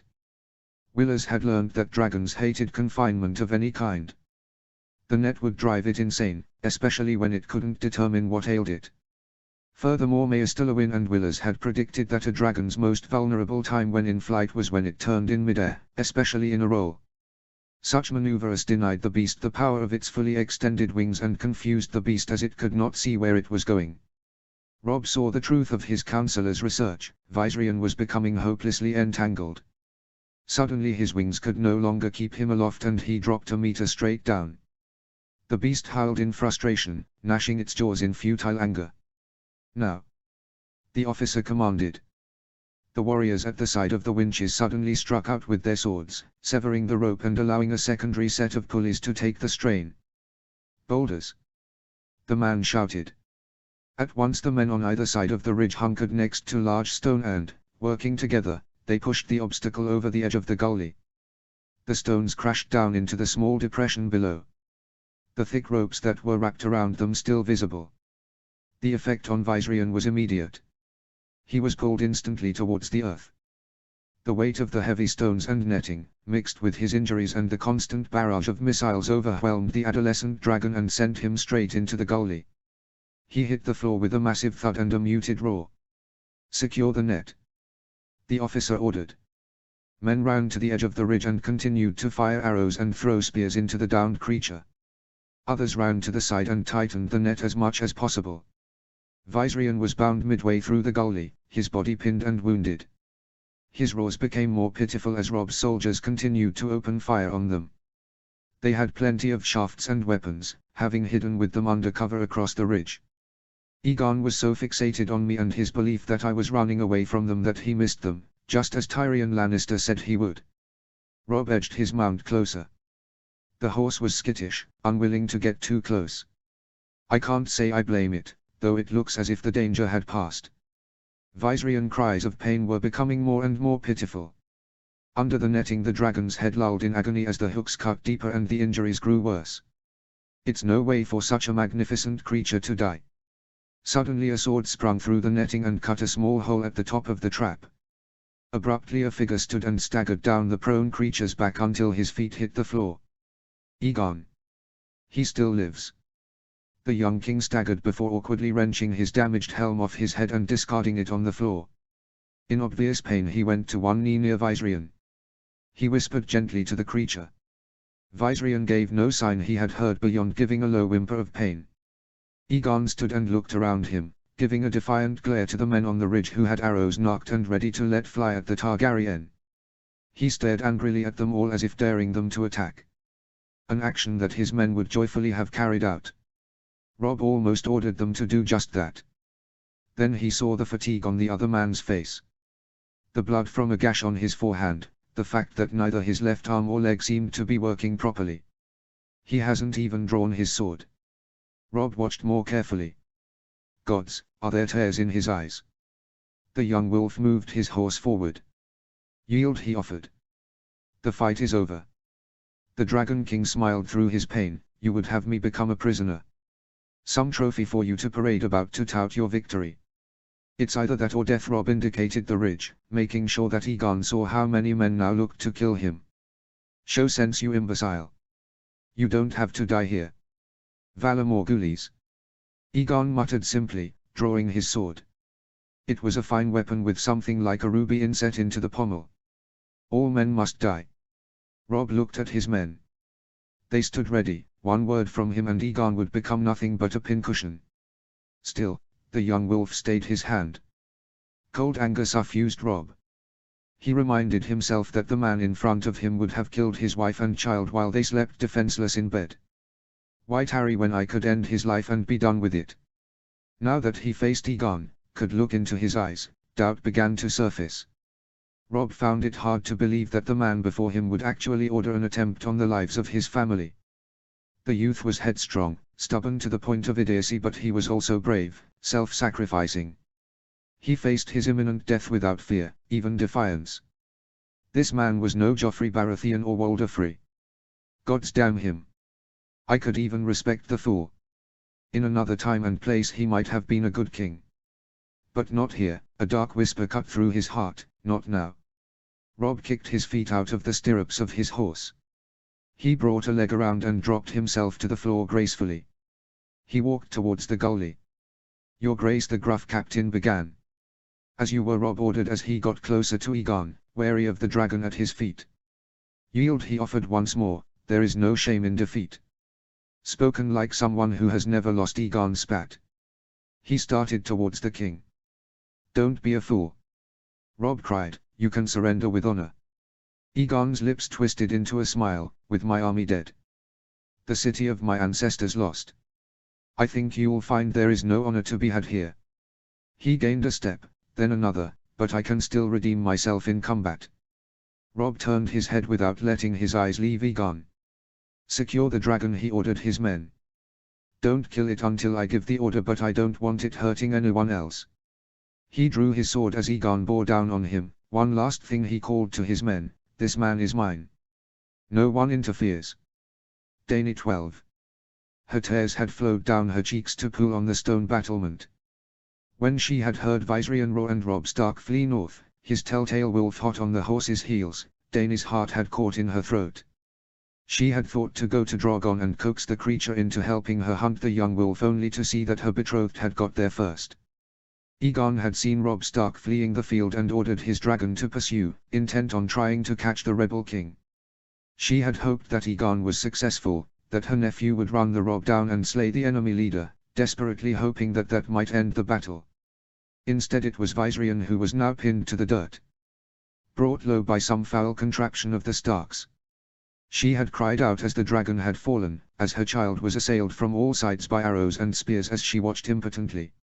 Abruptly the dragon had stopped moving, rendered senseless by the attack. She had watched the distance for any sign of movement. Finally, after what seemed like an age, but was most likely second, a black figure had emerged from the netting imprisoning Viserion. Egon.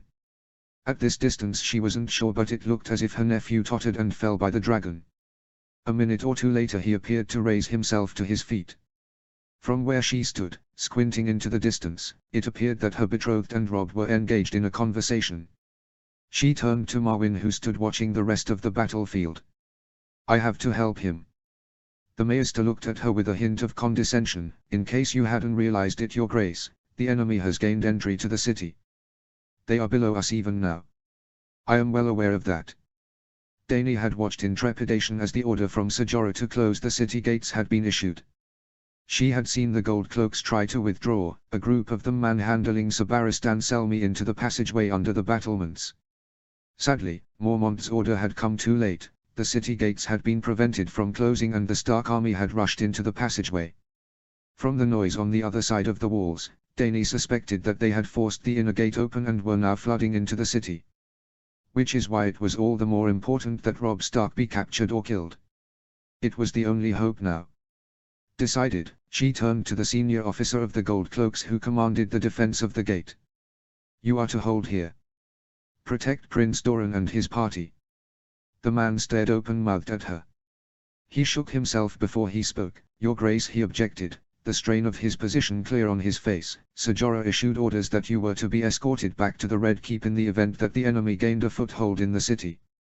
I can have some of the lads take you back across the wall. I should have realized Jorah would do such a thing.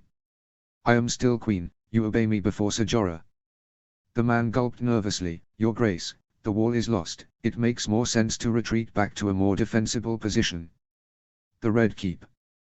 You have my orders. Dany waved a hand in dismissal. As it is, I think you're safe here. The enemy army has orders to spread out and take the city. They will give me no more thought, the defenders here, as long as you hide and cause no trouble.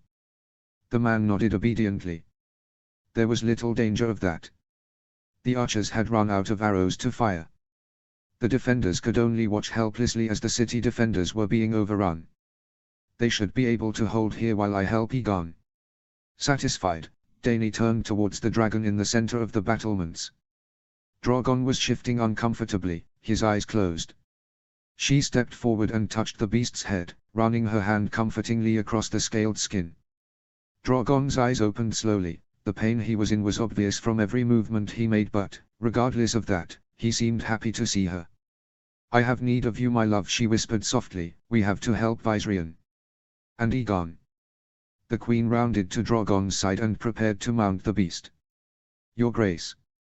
Dany's head whirled, her hands still on the dragon's makeshift harness. From a stairwell leading to the city, a stocky figure in heavy leathers was being restrained by 2 gold cloaks.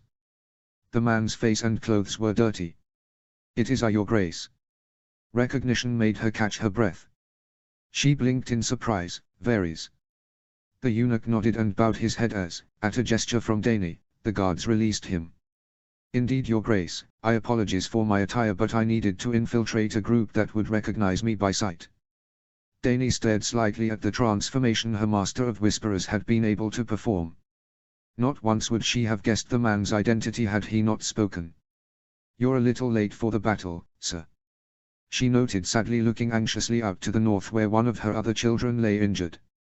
We all fight in our own way, Your Grace, Varys replied. He paused to take a breath. I have found the information you sought. Dany's head whipped round to take in the small man. You have. The eunuch bowed once more. Indeed, Your Grace. Before you journey forth, you must listen to what I have uncovered. Reluctantly, Dany let go of the saddle and beckoned the spymaster closer. Brian 9. Their swords rang together, the vibrations from the impacts sending waves down her arms. She parried another thrust, tried to return the blow back the way it had come, but her opponent sidestepped and tried a slash at her thigh. Brian backed away just in time, flourishing her blade wildly to deter her opponent from pressing forward, to give herself a little space and time to consider her next move. Sir Barristan Selmy showed no inclination to follow her. He merely paused for a moment, to catch his breath and plan his next attack. A brief lull in a furious battle. They had both advanced so confidently towards the other, swords raised ready for combat. It was only when she neared the old man that Brian caught the sunlight glimmering off Sir Barristan's blade. The metalwork seemed to shimmer as if it was alive. She had barely had time to think before the knight had brought the blade down hard. Gods, he's fast.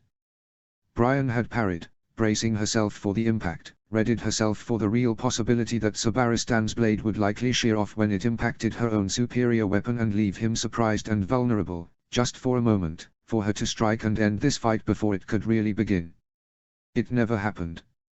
Instead, the two blades had met with a resounding clash and held together. The two warriors strained against one another for dominance. Both their faces echoed the same look of shock. Only then did Brian realize that her confidence was misplaced.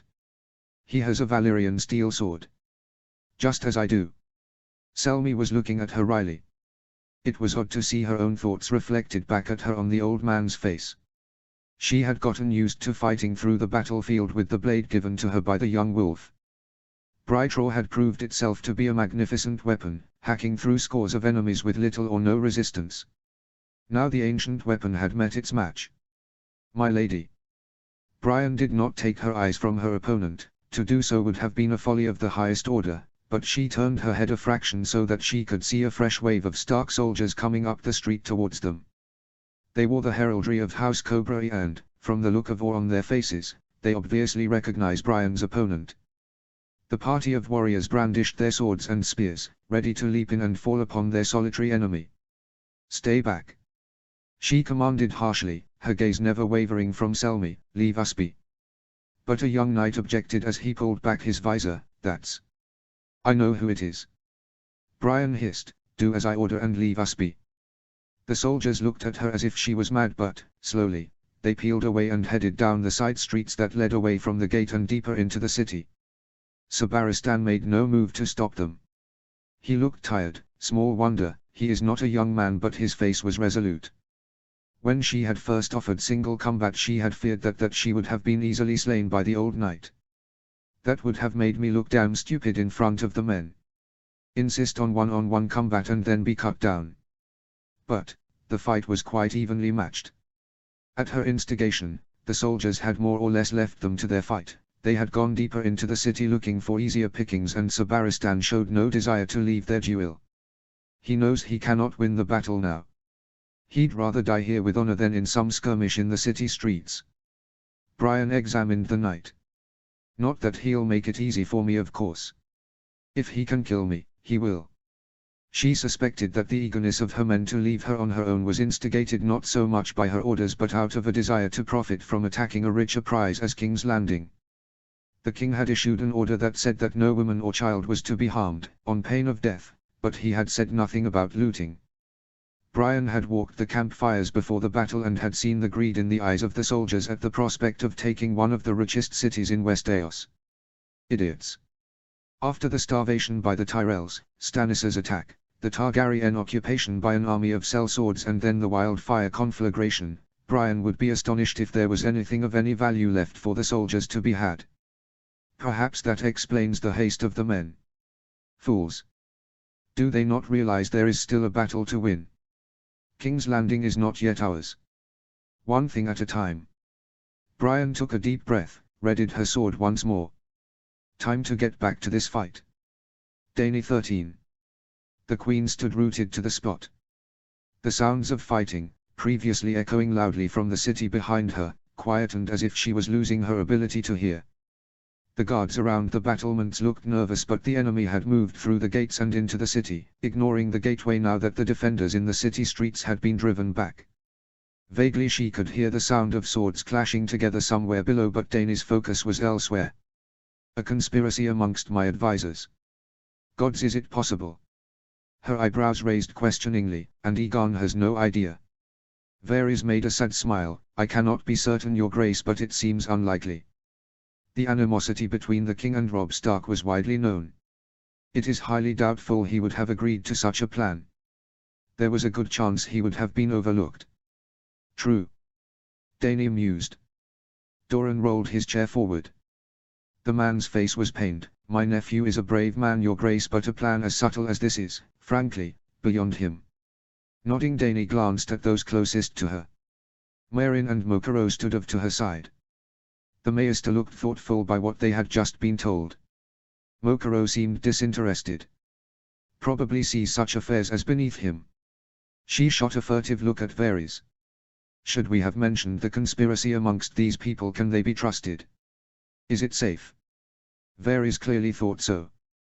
Your Grace need have no concern about your counselors here. He inclined his head towards Doran, Marwyn and Mokaro. I will go into detail later, but I believe that those around us can be trusted. She nodded thoughtfully. Then came the big question, the one that could not be avoided. What of Connington? The Master of Whisperers looked more uncertain here. "I regret I cannot offer reassurance here, Your Grace. Lord Connington was here from the first, since even before Your Grace arrived in Westeros. It is perfectly conceivable that he was one of the ones involved." Precious little help there. Dany nodded. "But you are certain about the others?" "The evidence is circumstantial with regard to some," Varys admitted, "but for others we have witnesses who have confessed." The Queen shut her eyes for a moment, shutting away her pain. "I thought them loyal. I believed they were as committed to the future as I was." There was a moment's as awkward pause. All of the men around her were looking at her pityingly. "As if I am a little girl with childish dreams of peace. Peace, and a better world." The unwelcome idea struck her. "Perhaps I am. The world has always been made up of grasping greedy people that were easily consumed by their own selfish desires. Varys cleared his throat. If it helps your grace, I believed that the conspirators' ultimate aim was to secure your throne. To destroy your enemies. The beginnings of a sob caught in Dany's throat before it was replaced by an anger as hot as any flames Drogon had ever produced. By killing children. By attempting to kill a newborn babe, she looked over the cityscape. Gods, how many of the people suffered too. The queen turned away from the city to look at the remnant of the battlefield on the other side of the wall. There were hundreds, if not thousands of bodies littering the field. To her right she saw the flattened building that marked where Oracle had fallen into the city. She could not see him, but she knew he was there. She gave one last sorrowful look at Drogon before she returned to Varys. Robb Stark was right, she said with tears in her eyes. Men loyal to me tried to kill his wife and son. It was not your fault, Varys soothed. They fooled us all. You are not to blame. Is a queen not responsible for her subjects? The important thing is what you do now, Varys finished. Dany looked away. What can I do? She whispered, almost to herself. It is not too late. Doran wheeled himself forward, ushering Tyenn and the bodyguard Hotter to stay back. The Prince of Dawn looked intently at her. We can still signal Robb Stark and offer to stand down. Surrender? Dany asked wide-eyed. Doran Martell was gripping the armrest of his chair. His face was taunt but his eyes were clear. We have lost this battle, your grace. All that matters now is how it ends. But to surrender? Dany was at a loss. It was against her very nature. If I had surrendered when life went against me, I would be dead somewhere on the Dothraki Sea. There must be some other way. Doran let out a small sigh of impatience, the only vocal sign of the torment inside him. Our men are surrounded, the city breached. Must we sacrifice more people for this folly? Folly. Dany surveyed the battlefield, the corpses and smoke that met her eyes darkened her soul. It was all folly, she realized. To go to war because of others' machinations and then not stop it out of pride was the height, pride or stupidity. But to give up. She looked again at the Prince of Dawn. The crippled man looked imploringly up into her face. His brother, his people. Last heard of by the banks of the Black Water. Surrounded but refusing to surrender. Are their lives worth my pride? No, the conclusion came to her. From Grey Worm, who, even now, might be still alive somewhere by the gates of the gods, to Ser Jorah and Ser Barristan fighting in the city beneath the ramparts on which she stood. They, and their men, were willing to lay down their lives in defense of my claim. In defense of their queen. But what queen would I be if I allowed such service to be squandered for the ambitions of little men? She regarded the battlefield.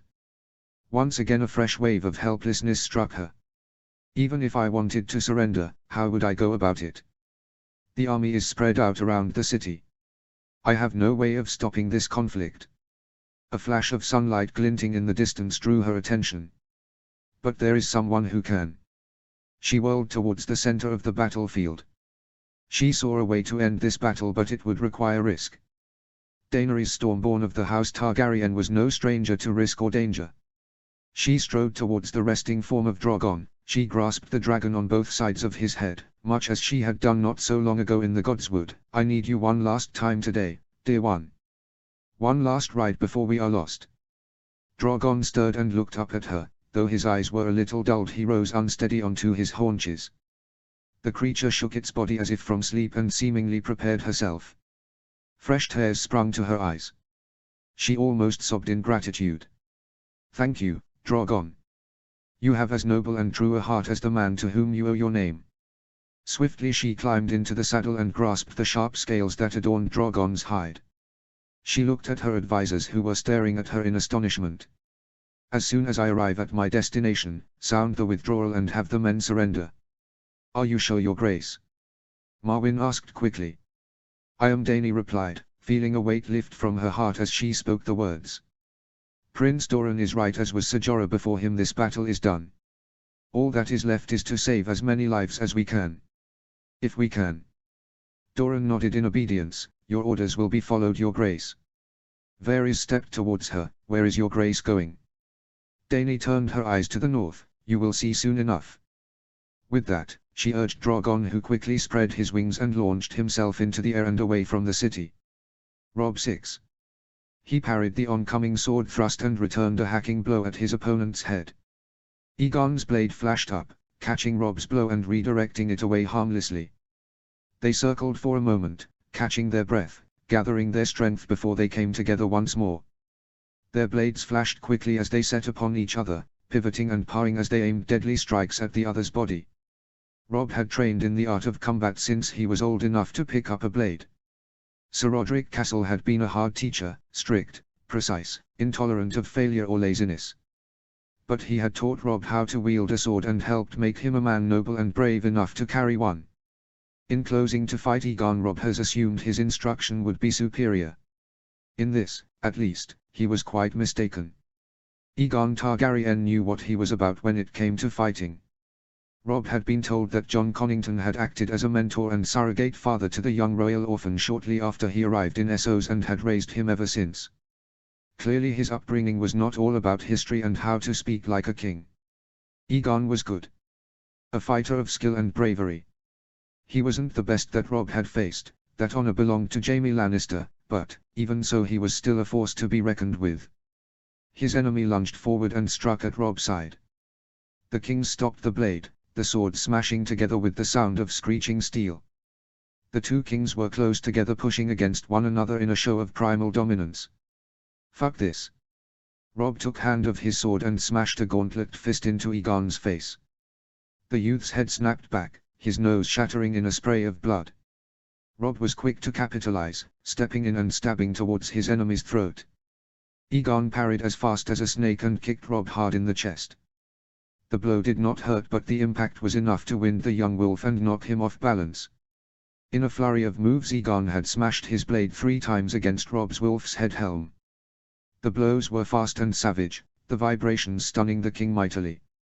He fell back once more, his blade flashing out in reflex to rake against the fine black armor worn by the Dragon King.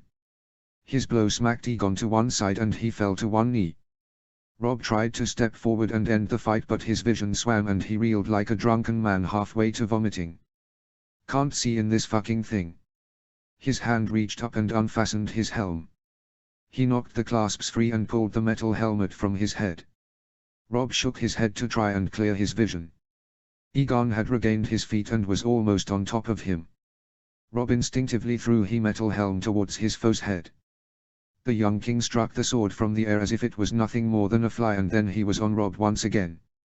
But the split-second delay was all Robb needed. He ducked under Aegon's cut and threw himself into the other man. They both toppled to the floor and Robb rolled away. In this, the young wolf's armor proved advantageous. It was light and allowed the king in the north to get up first. His sword was back in his hands and he lashed out. Aegon cried out as the sword smacked into his side. The blade cutting into his fine armor and damaging his ribs. That should slow the bastard down. The two opponents swayed away from each other, both taking a quick respite from the fight. Your Grace. Robb raised a hand towards the approaching guard. Gods, his head hurt. A quick glance told him that his men were still there. They had tied the dragon down with multiple nets and ropes. Now they were all watching the fight expectantly. Some looked ready to intercede should that fight go ill for their king. No, Captain. No one intervenes in this fight. If he kills me, he goes free. The man blinked stupidly at him. Your Grace. He's looking at me as if the blows about the head have unhinged my mind. He could well be right. Robb straightened. You heard me, Captain. His opponent approached once more. The youth laughed at him. Well, Stark, I would say your fighting skills were overrated. For all the people tales say of you, I have to say I was expecting more. One thing is certain, you're no wolf. Robb suddenly laughed. He adopted a tone of contemplation. Well, you're no Aegon the Conqueror, so let's call it even. Aegon's face clouded for a moment and then he gave a snort of merriment, his countenance reverting to the youth he might have been had destiny not played its part. The two kings nodded their heads in grudging respect and then set upon each other once again. Their swords moved quickly and the two combatants were locked into a deadly dance where death was the only outcome. The end came quickly. Robb suddenly dropped his guard and let Aegon hit him hard. The Valyrian steel armor that protected his body resisted the blow, only now Aegon was out of position and Robb was ready and waiting. The young wolf's sword, the gift of bronze Jon, stabbed upwards and through the steel gorget that protected his enemy's neck. For a brief instant the steel held, but the smithy's work was true and the ring gave as the king's sword point thrust into the foe's neck where the chin met the flesh of the throat. Aegon Targaryen stood pinned on the point of Robb Stark's sword. The victor abruptly pulled the blade free and, as the dying man sank to the floor, he caught him with an outstretched arm and prevented him from thudding to the floor. Robb held the other man close as he set him down gently. Aegon did not speak, the young wolf doubted he was able to. He just sat close as the youth choked his last as blood flowed through the gaping wound in his throat. The liquid bubbling as the body attempted in vain to take in air. "You fought well, your grace." It was all Robb could think of to say. Aegon made no sign that he had heard. He attempted to breathe one last time. Then he was gone. Robb was so preoccupied that he almost didn't feel that rush of air, creating by beating wings. However, the sound of an angry dragon was unmistakable. Sighing, Robb Stark reclaimed his blade, got his feet back under him, and stood. Dany 14. They landed heavily, Drogon hanging his head painfully and grunting in discomfort as they impacted the floor. Though she had braced herself in the saddle, the vibrations of the agonized creature was almost enough to dislodge her. Should have taken the time to strap myself in. The flight had been an anxious one for the young queen. Drogon had clearly struggled with staying aloft. His multiple injuries, each quite insignificant by themselves, were collectively giving the creature no end of strife. Still he had gotten her quickly to her destination. I can ask no more than that. She surveyed the field ahead of her as they dropped from the SKU.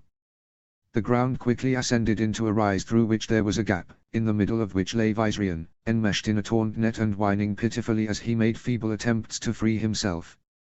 Her heart ached for the beast. And there was more. There beside the standing figure of Robb Stark, his blade still wet with blood, was the fallen body of Aegon. Her king, her nephew, her betrothed. Grief almost made her order Drogon to bathe the young wolf in dragon fire, but, at the last minute, she stayed her hand. "If I do that, my men are as good as dead." She took a deep breath and looked at the man who had killed her newly discovered kin.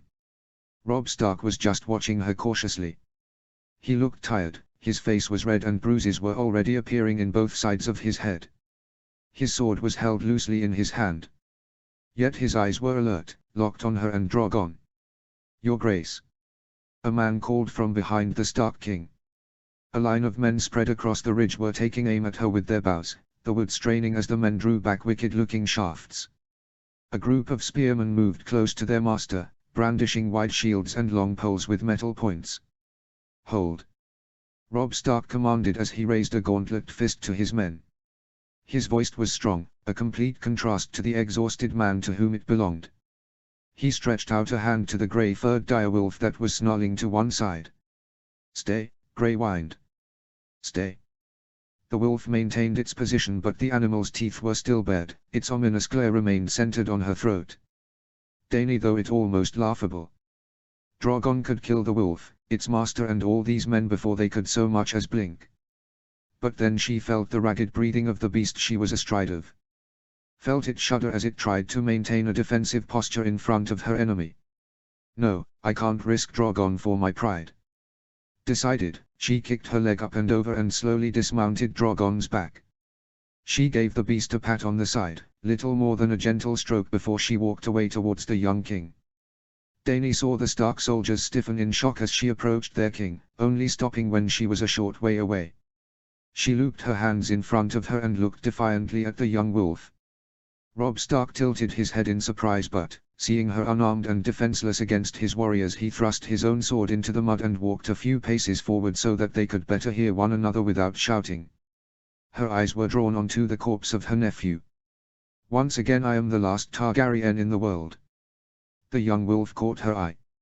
He looked coldly behind him. "I regret your loss, my lady." Ever courteous, even with the blood of his victim pooling in the mud behind him. A strange sentiment, given that you just killed him. The fact the Queen's voice did not break surprised her. "I make no excuses," Robb Stark stated, his voice harsh, he came at me astride his dragon and meant to burn me as he had so many of my men. Dany looked past him to the struggling form of Viserion. Despite being heavily injured and in obvious agony, the dragon still fought hard to free itself. She felt anger, white hot in her veins. He was defending his city. Our people. Spare me your false sentiments, Robb retorted. If you truly cared for the people, you would have accepted my offer of aid during the fire. The Queen blinked, and allow hundreds of armed men, soldiers who belonged to rival force, on our streets during a time of crisis. Robb's eyes darkened. I thought we were on the same side. If you had signed the alliance, then we would have been on the same side, Dany pointed out. Ally with a force that kills children. That lets its people suffer for pride and suspicion of others. The king looked at her, his face clouded with rage. That conspire to kill a mother and newborn child. Dany swallowed. This was getting them nowhere, and people were dying while they debated their recent past. Robb, I had nothing to do with the attempt on Margaery's life. I would never have harmed Joffrey, Tommen and Myrcella. Much less Rickard. Do not say my son's name. The young wolf snarled as he shot a glance at the city. Nor my wife's. It was one of your men who stole into my tent in order to kill my queen. Even if I were to accept, you were blameless. Can you say the same for all who serve you? Here it was. No, I cannot. The admission shocked the young wolf. Robb Stark's mouth opened slightly. His eyes widened. You admit it. She bristled, but she carried on, speaking carefully. Lord Varys has uncovered evidence that some on my side may have been involved in it. They are being dealt with. All I can say is that I never played you false. I never acted against you. How can I believe that? Robb's voice was leaden with suspicion. He waved a hand towards the city. How do I know that you mean what you say? I am conceding that men who should have been loyal to me acted according to their own agenda. Now it was Dany's turn to extend her arms. What more can I say? I came to you unarmed to try to end this fight. A dragon rider is never unarmed, Robb noted hotly, crossing his arms, though I will agree with you on one thing. The fight is almost already over. I agree, Dany said firmly, her heart a maelstrom of emotions. The king reeled slightly in surprise. You do?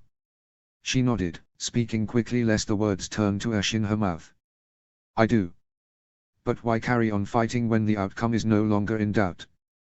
The battle is not done yet, Robb Stark pointed out. Your men are still fighting. That will be remedied any moment now, Dany replied. I have given orders for my men to stand down. You mean surrender? Robb's eyebrows rose speculatively. Not at all, Dany corrected him. My men will never accept surrender. The Unsullied and Dornish would fight to the last man if I were to do that. They would likely lose, but it will cost your army dear to finish them off. No, I have merely ordered them to cease fighting. She paused for a moment. Will you do the same? Robb Stark gaped at her. Then his face hardened. What nonsense is this? You lose the battle only to try and reach for a ceasefire. Gods help me now. I want hostilities to end, Dany said. We were maneuvered into this fight by accident. Now thousands lie dead because of our distrust. Why should one more drop of blood be spilled? Why should I give you what you ask? Robb Stark asked calmly. Many of my men have died to end your rule. I'd be a poor commander if I honored their sacrifice by ending the battle just at the cusp of victory. She knew her next words were a gamble. If it had been anyone other than Robb Stark, she knew it would be doomed to failure. She prayed hard that she was right about the man who stood before her. You have just said that it's a poor ruler that lets their people suffer because of their own pride. She let her words sink in. I am offering an end to the violence that is costing our armies their lives. The young wolf looked as if he'd been struck. Sensing her next words were key, Dany titled her head and asked calmly. Who are you, Robb Stark? What kind of man did Lord Eddard raise? Brian X. She swung heavily at the other knight. He did not bother to counter, just ducked under the swing and allowed the blade to go harmlessly overhead. Next he was inside her guard, but Brian had expected the move and sidestepped herself, gaining distance and letting the longer reach of her weapon ward off her more nimble prey. Gods, she was beyond tired, her arms ached from the constant demands that combat made upon her. She was quite certain that had she not been wielding Brightraw, that her arm would already have given up the struggle in blocking the other knight's strikes. as it was the Valyrian steel that made up her weapon was considerably lighter than other metals. Just as well, there would be no way I could carry a weapon of this size in combat were it not for that. Unfortunately the same applied to the longsword being used against her. Barristan Selmy was fast, efficient and deadly. His sword flashed in the sunlight, almost too swift for her to see. She parried once more, then parried again as his opponent hit at her again and again. Brian could not help but feel that the man was playing with her, wearing her down with fast strikes and slashes. Only Brian's youth and strength had kept her alive so far, a cruel juxtaposition to her foe's age and experience. Round and round they went, fighting up and down the street, though never straying too far from where the fight had started. A small crowd had gathered. Warriors from the Vale, experienced men who knew how to appreciate a good fight, watched from the side as the two duelists continued their epic struggle apparently for no other reason than their entertainment. Sir Barristan went high, slashing for her head. Brian raised her sword to counter but then realized it was a feint as the knight pulled his blade low, sending the blade scything for her unprotected legs. Knowing she had no chance of blocking the strike in time, Brian didn't bother to try, she simply pulled her leg away and punched out toward the old man's head. Undeterred, Selmy swung away from the clenched fist and then spun, almost dancer-like around her. She felt her anger rise, quickly squashing it. Gods, he's good. The two warriors faced one another, respect on both their faces, though Brian suspected they was more than a little awe on her own. Not in my wildest dreams did I ever think I would fight Sir Barristan Selmy. The two nodded and closed again. But before they made contact a barrage of horns resounded across the wall of the city. The sound was repeated again and again, growing louder as more Targaryen signalers took up the call. What the? For a moment she was afraid that, somehow, Targaryen reinforcements were approaching the city. Just as soon as she had the thought she dismissed it. Even if they had managed to slip out of the traps set by the king and the Blackfish they would still be no match for the forces outside the walls. Then she heard another sound, one that she had truly not expected to hear. Another round of horns, this time from the north. Outside the city rang with the vibrations as multiple horns repeated the signal. Brian felt surprise go through her. Stand down. That can't be right. She saw the spectators to her duel with Sir Barristan look amongst themselves in confusion. Bewilderment reigned. Slowly, she returned her eyes to the knight who still occupied the street ahead of her. He looked just as puzzled as she. I take it from your expression that your commanders have ordered you to halt. Brian quickly replayed the command signals that had been drummed into her by Randil Tali and the Blackfish. It was undoubtedly the call to stand down and cease all action. She regarded Sir Barristan. They have. What about yours? Likewise Sir Barristan replied before adding dryly, though I can't imagine why King Aegon and Queen Daenerys would have us stop now. Despite the seriousness of the situation, Brian couldn't help give a small smile. She turned to the soldiers standing idly behind her, spread the word. Stand down. But, my lady, one soldier bravely stepped forward, we're on the verge of taking the city. That we are, Brian allowed, but the king's word is law. Until we know what is going on here we are to stand down and await orders. She shot a cautionary look at the troops, is that understood? There was a fair share of grumbles and a few muttered curses but, slowly the troops nodded in obedience. Satisfied she turned back to her former opponent. Will you lay down your arms, sir? She asked formally. It seems that both our rulers would have us desist from further fighting. So it would seem. The aged knight looked somber. However, I will not surrender my sword.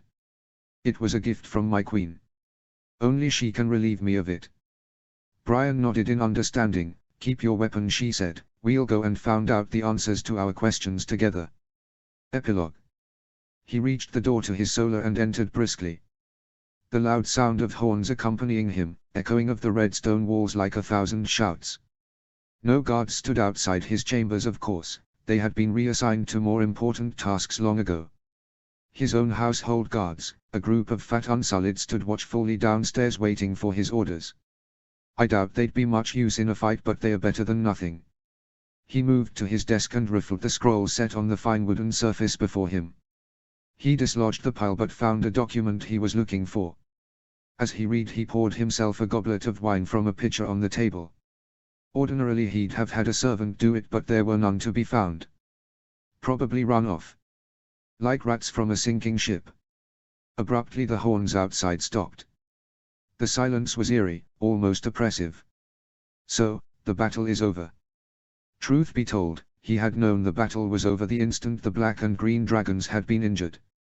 He had watched from the Red Keep as the Stark army deployed its shinning shields to inflict severe wounds on the dragons. His eyes had widened as the green dragon had tried to fly back to the city, only just making it before falling senseless into the city streets on the other side of the old gate. The black dragon had made it back to the wall but looked unlikely to fly again. It was over. It did not take a genius to realize that the same was likely to happen to Aegon and his dragon somewhere off in the west.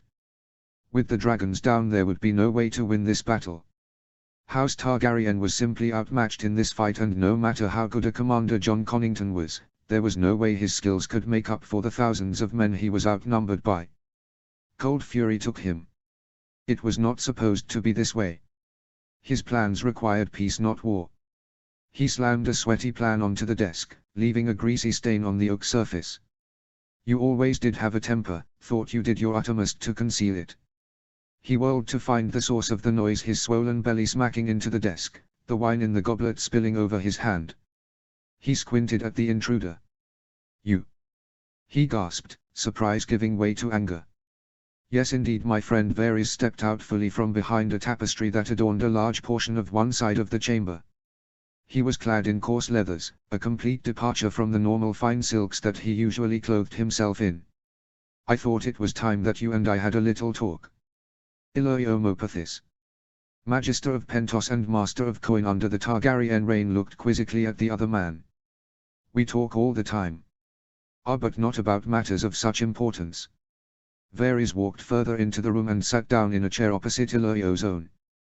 Please. Illyrio was thinking fast as he rounded the table and sat down, the heavy wood of the chair straining under his considerable bulk. Is this really the time for this?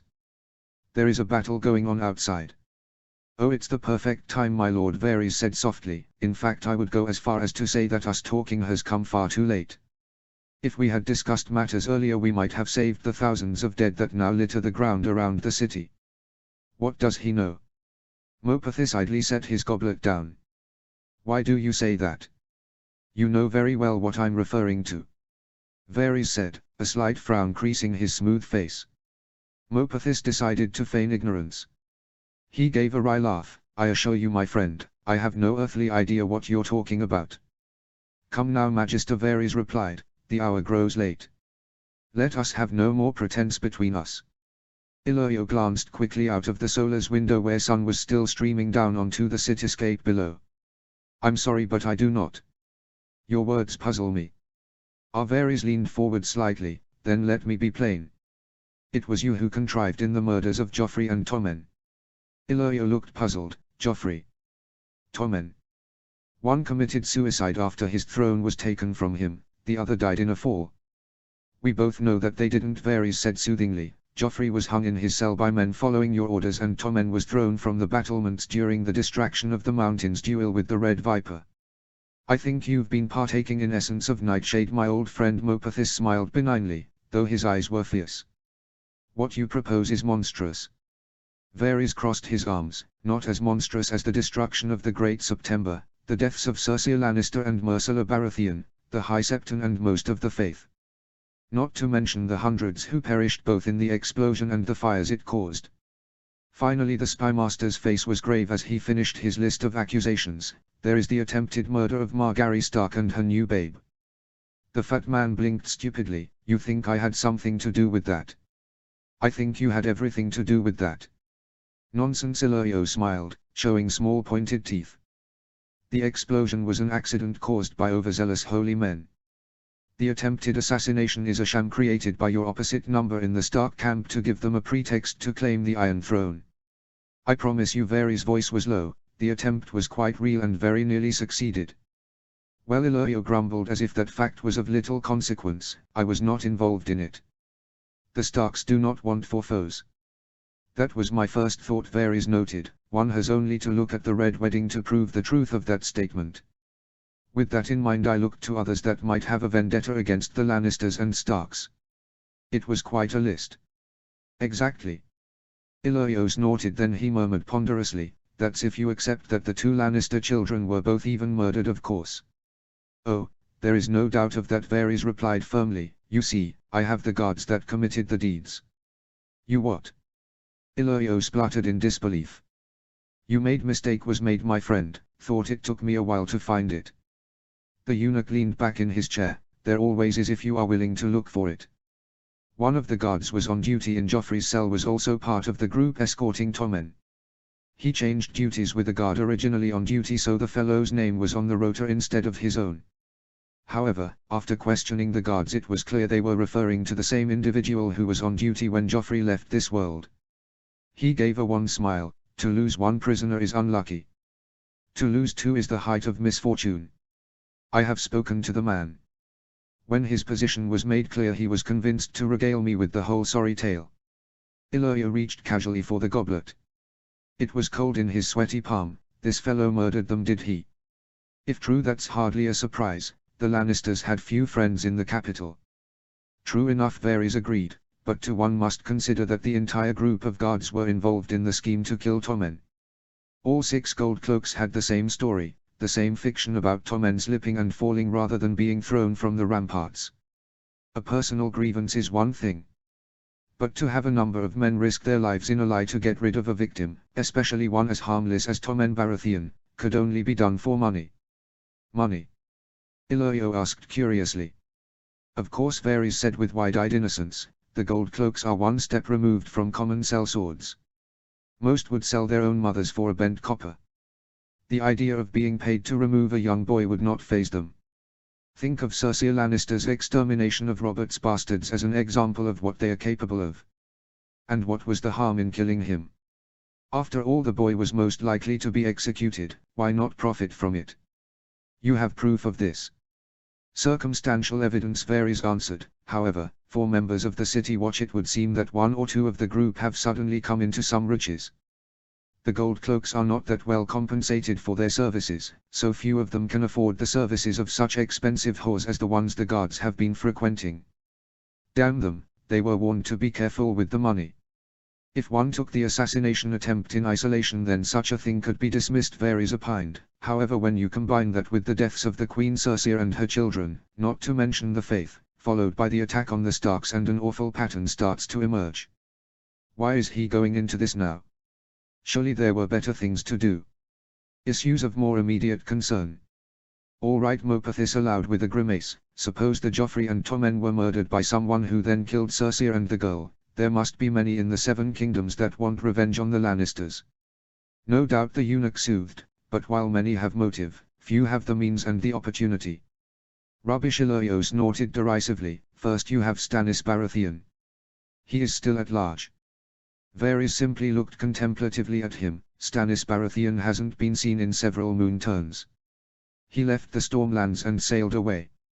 Even if he still lives, I doubt he would have many still loyal to him in the city."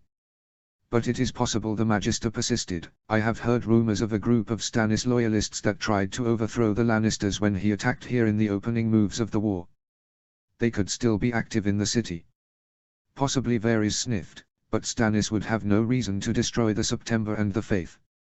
They were actively opposed to House Targaryen. Surely it would have been better to keep them alive and use them to undermine King Aegon and Queen Daenerys. Why would he do it? You could see your way clear to believing Stannis would want to kill Cersei and Myrcella, but destroying the September and ruining half the city is hardly an efficient way of achieving his ultimate goal. The Iron Throne."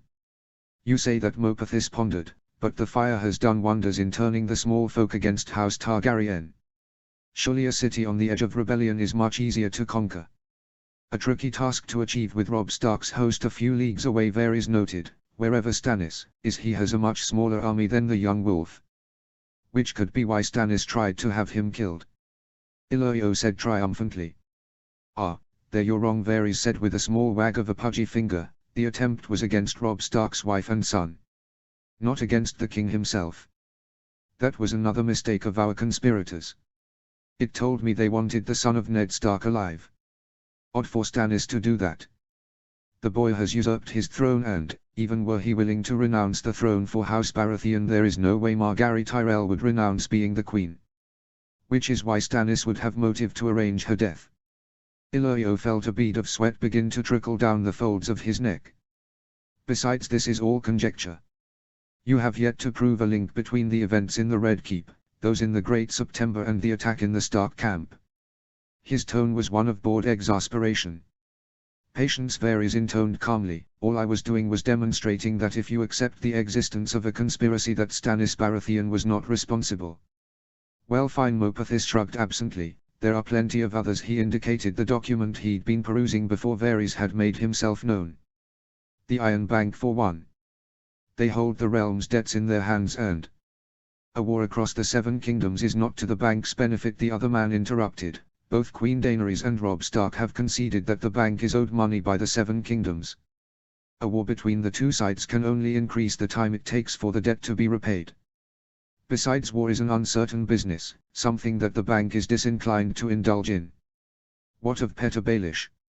Illyrio suggested. Littlefinger's reach was long, some say as long as your own. Plus his ambitions and desires are well known. He chewed the idea and found he liked the taste. Yes, yes. Baelish would certainly be the man for this. He knows the Red Keep, has friends within the Gold Cloaks. Surely he would be a logical suspect. Oh, I never discount Littlefinger. Varys' tone was neutral, guarded. In fact, he was the first person I looked to. I know where this is going. And I have to say that Ned Stark, for all his political naivety, is no fool. You can trick him once, but beware, for if he survives he will not be fooled a second time. My former colleague has been imprisoned at Iron Oaks as a guest of Lady Waynwood. No one is permitted to see him save Lysa Arryn, whose mind remains broken, especially after the death of her son.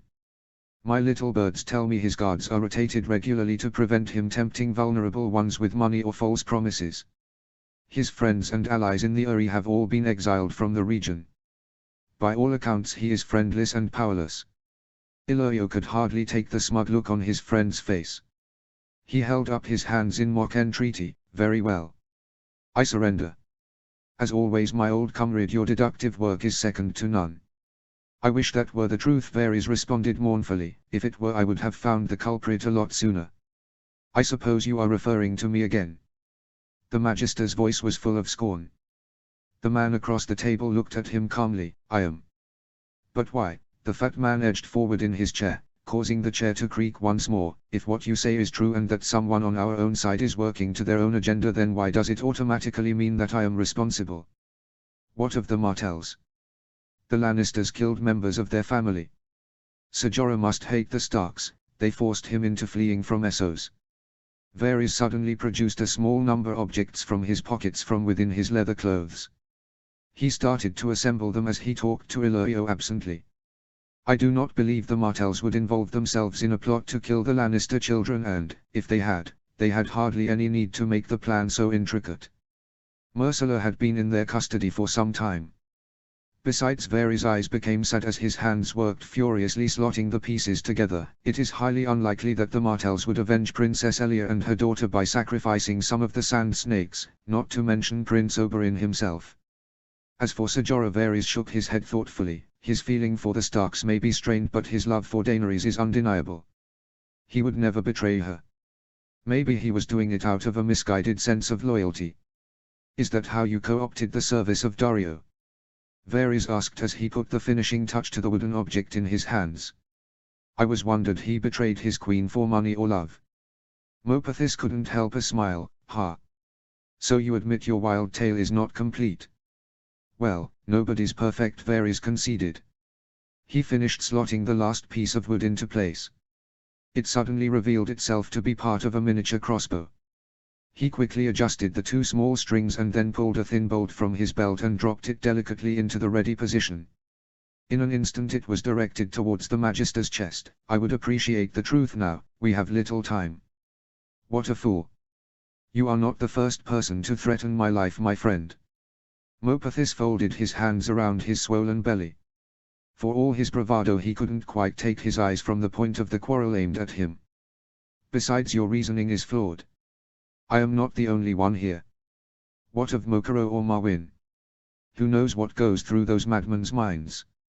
Mokoro loves fire, the September explosion has his name written all over it. And what about Marwyn? The man is a known lunatic even amongst the citadel. We often fear what we don't understand. Varys casually as laid the hand holding the crossbow gently across the armrest of his chair. I believe Marwyn and Mokoro may well prove to be right in their thoughts. A look of distaste seized his face, though I confess I am not a fan of either man. Well then, why not suspect them? Mopeth's outburst was intense. This is intolerable. I should be downstairs in the throne room ready to offer my services to Robb Stark. Maester Marwyn arrived after the death of Joffrey Baratheon, Varys reminded him. If he was involved, it was done at a great distance. He paused, scrutinizing the Magister with a cunning eye. Great enough, I think, to discount him as a conspirator. He sighed as he looked at the crossbow in his hand, and Mokoro has no money to speak of.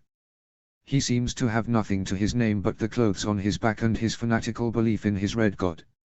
Varys' eyes returned to Illyrio. No, my friend.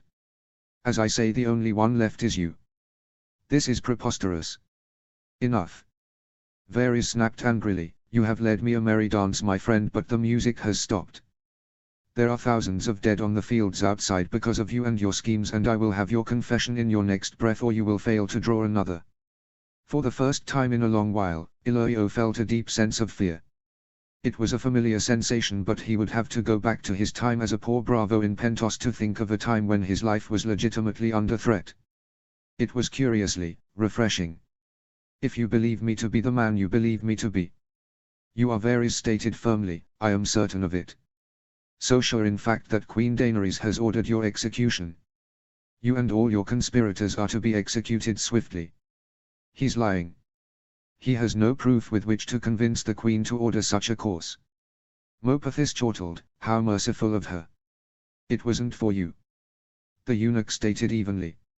I believe our little Queen has become quite attached to your pet sellsword. Has she indeed? The Magister laughed with a hint of worldly acceptance. Well, I suppose a large cock is always welcome. After Khal Drogo, I'm not surprised she needed something larger than your average man to satisfy her needs. If Illyrio's friend found any humor in his comment, he did not show it. I'm afraid that Nahari's time is as limited as your own. Varys pursed his lips. The Queen has given orders that he be killed the moment her troops lay their hands on him. A minor threat, Illyrio said dismissively. In case you hadn't noticed, the Queen's army has been destroyed, her dragons incapacitated, she has no power anymore. A position that you are completely responsible for, Varys declared, lifting his small crossbow determinedly. Illyrio blinked. What was the point of pretending anymore? In some ways he quite relished bringing his friend in on his plans. Besides, he wanted to make himself understood. The fool needs to understand. The battle today was not my intention. Far from it. I acted merely to secure the throne. Varys sagged slightly as he realized that Illyrio was admitting his complicity. The crossbow returned to being supporting by the armrest. I can see that is why you would think so. With Margaery and her young son dead, the young wolf would be available to marry Daenerys. The realm would be united. I'm glad you understand my aims, Mopethys declared. And what of Queen Margaery and her child? Varys asked idly. Regrettable but necessary, the fat man offered simply. With their deaths, Robb Stark would become the second husband of Daenerys, with no entanglements to their union and no pesky rivals heirs, especially if they died naturally as the consequence of childbirth. The realm would be united. He gave a crooked smile. Yes, united, decades earlier than your own designs would have it. Of course, Varys said softly, and I imagine that was the idea behind you having Daario and some of his men ignite the wildfire under the September. Eliminate the Faith who were against both House Targaryen and House Stark. Daario loved the idea, Mopethys explained. He felt that further measures needed to be used to deal with the fanatics in the Great September.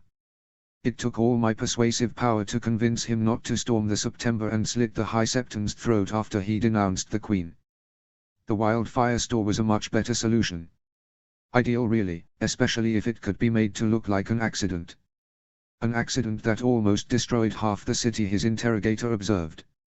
That was unintended. Illyrio felt a small tinge of regret. The explosion was just supposed to eliminate the September and the zealots within. How was I supposed to know it would end up spreading to the rest of the city? Well, quite Varys replied, deadpan, who would expect a substance called wildfire to be so unpredictable? Illyrio snorted humorlessly, despite himself. He acknowledged the mockery with a slight nod. Perhaps you're right. And I assume that the fact that Prince Oberyn and his daughters were in the September at the time was yet another regrettable necessity. Not at all. Mopethys raised an eyebrow. The fault was not mine. I had messengers attempt to divert Prince Oberyn away from him escorting Myrcella Baratheon. Damn fool would not hear of it. So he tells me the spymaster, Prince Oberyn, mentioned that several messengers during his journey from the Dornish camp to the September. That alone was highly suspicious. Everyone knew that Red Viper would be escorting Myrcella that day. Why would messengers be sent to deter him? I did what I could. Mopethys sounded childish and sullen. He gave a nonchalant shrug. I suppose it alleviated suspicion. Varys commented wryly. Who would believe the king and queen were responsible for the explosion if the king's own uncle and cousins were killed in the conflagration? Tell that to the small folk. Mopethys spat. The simple fools were convinced the dragons were responsible. How unreasonable of them. Varys arched an eyebrow sarcastically. He ignored the tone. The destruction was unfortunate, but it was worth it to destroy the faith. And to kill 2 more members of House Lannister. Varys was staring intently at him. Illyrio tilted his head in confusion before waving a hand dismissively. They were of little consequence. No more lies, old friend. Varys leaned forward with a grim smile. While the faith was a good target, you and I both know that your main goal was Cersei and her daughter. The September was an opportune target. Wipe out the faith, who are causing such problems for House Targaryen, a faction to whom we are indebted, and kill 2 members of House Lannister all in one move. Well, they were enemies of the throne. A fine try, my friend, but it is only half the truth. I dare say that Daario was happy to kill off the Lannisters and arrange the destruction of the September. But I suspect that he had no notion that you were really attempting to eliminate any claimants to Casterly Rock. He knows. Mopethys' brow furrowed. Casterly Rock. Don't insult my intelligence, Magister. Varys admonished him sternly. While Daario would believe that the death of the Lannisters would secure his queen's throne, I know better. His eyes narrowed. Do you now? Most assuredly, the small figure said with a look of certainty. I'm sure you will be good enough to enlighten me. While I am sure that the deaths of the Lannisters looked prudent to an outsider, we both know that their deaths served no real purpose.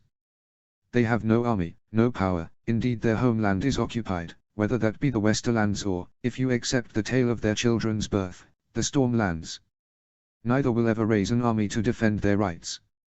Killing them to aid the Targaryens is folly. The eunuch paused before giving the denouement, unless of course you consider that the real aim behind the deaths was that the conspirators could take the Westerlands for their own. You have a suspicious mind, my friend. I'm the master of whisperers, Varys reminded him. Intrigue is what I'm paid for.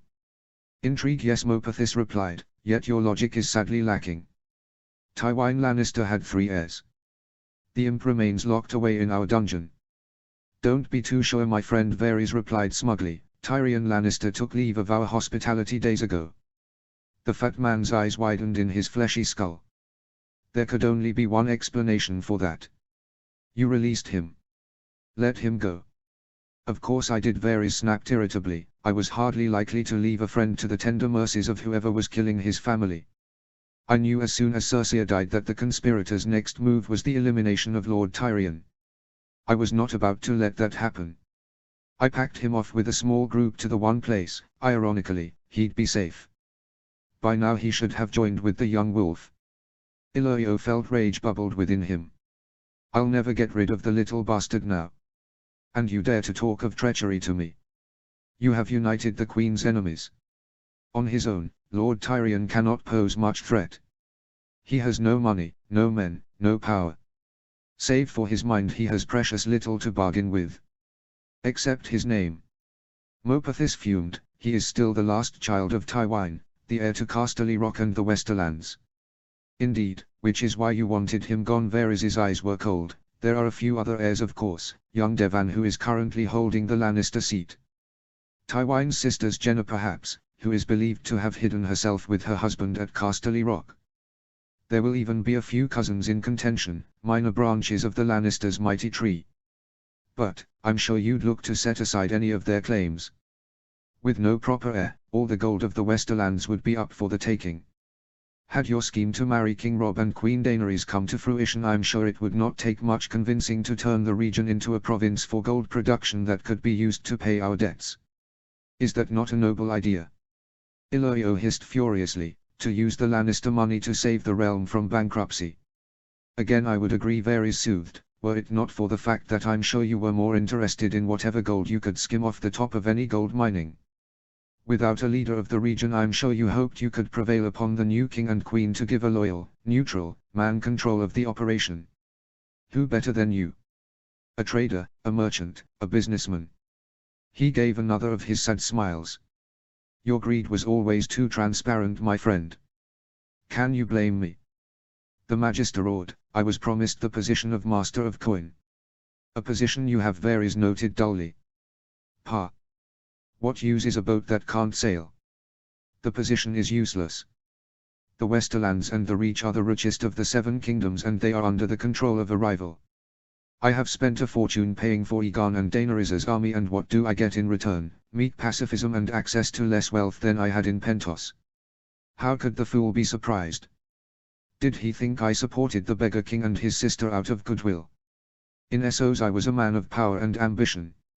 I assisted the Targaryens every step of the way on their path of the Iron Throne. And what was my reward? A dreary office in a bankrupt city. So it was all about money. Varys then inquired quietly, how terribly pedestrian.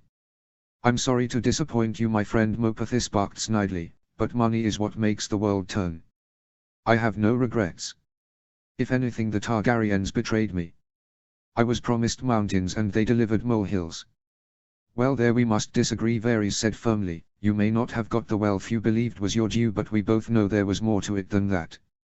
Illyrio's heart skipped a beat, the room and suddenly become very cold. Oh.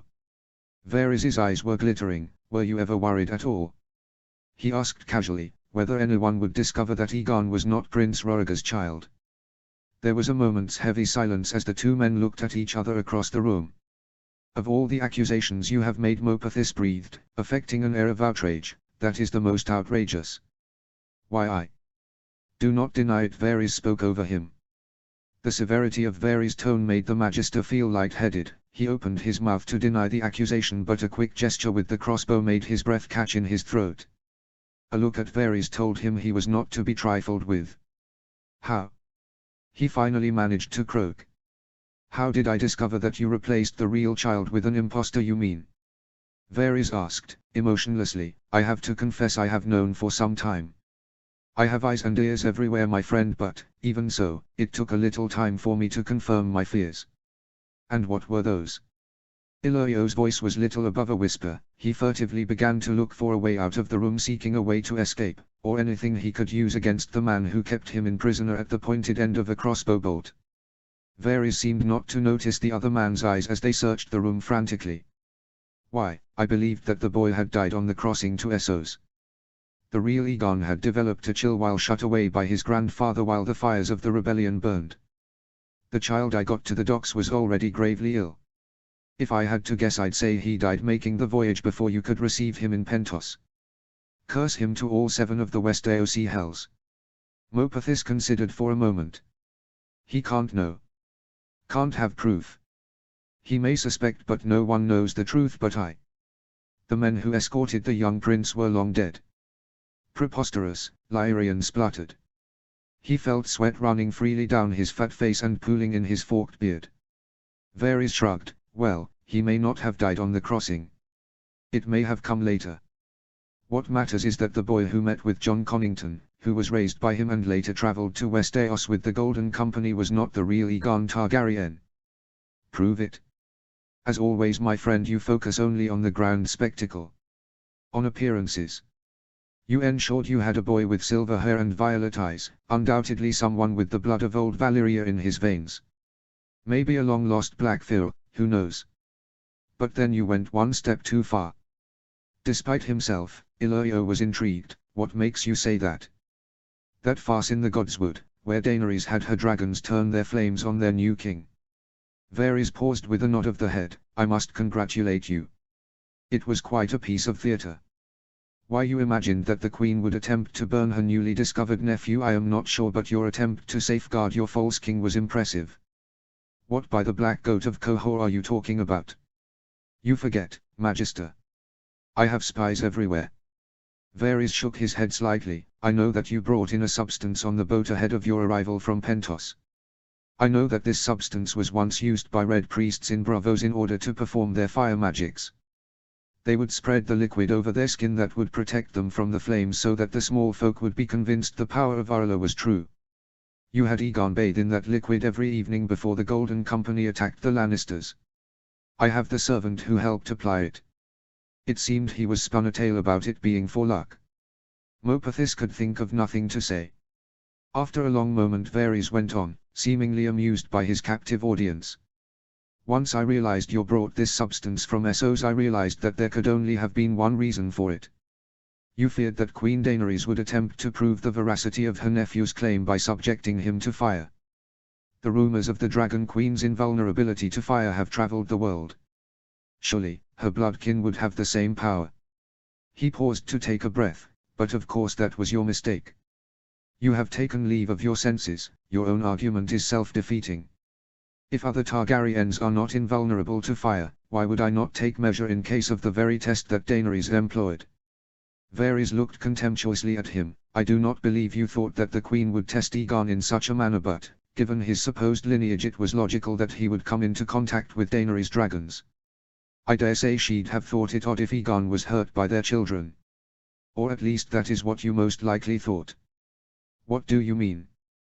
There are no accounts of members of House Targaryen being immune to flame, Varys declared firmly. Aerion died from drinking wildfire. Daenerys' own grandfather perished in the fire at Summer Hall.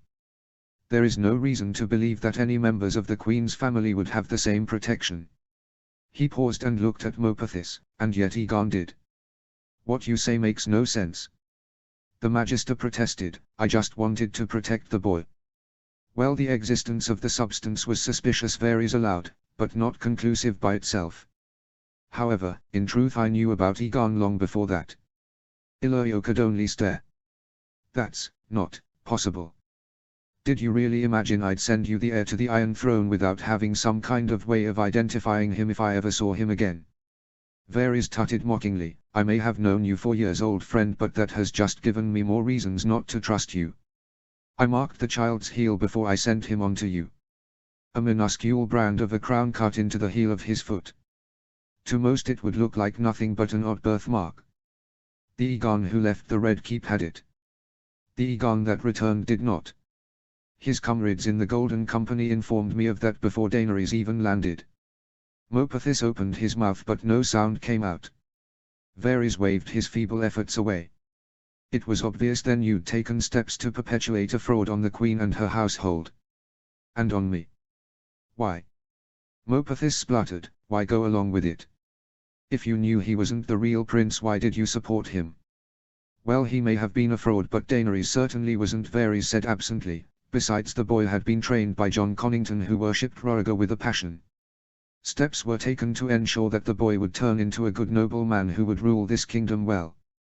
An antidote to the poison of Varys' insanity, Robert Baratheon's ineptitude and Joffrey's callousness. Varys glared intently. On balance it was worth the risk. You'd never tell anyone this, the fat merchant pointed out snidely. You'd be accused of being involved in a conspiracy against your precious Dragon Queen. I doubt I'll have need to tell anyone. When I left the Old Gate, the king was locked in mortal combat with the young wolf.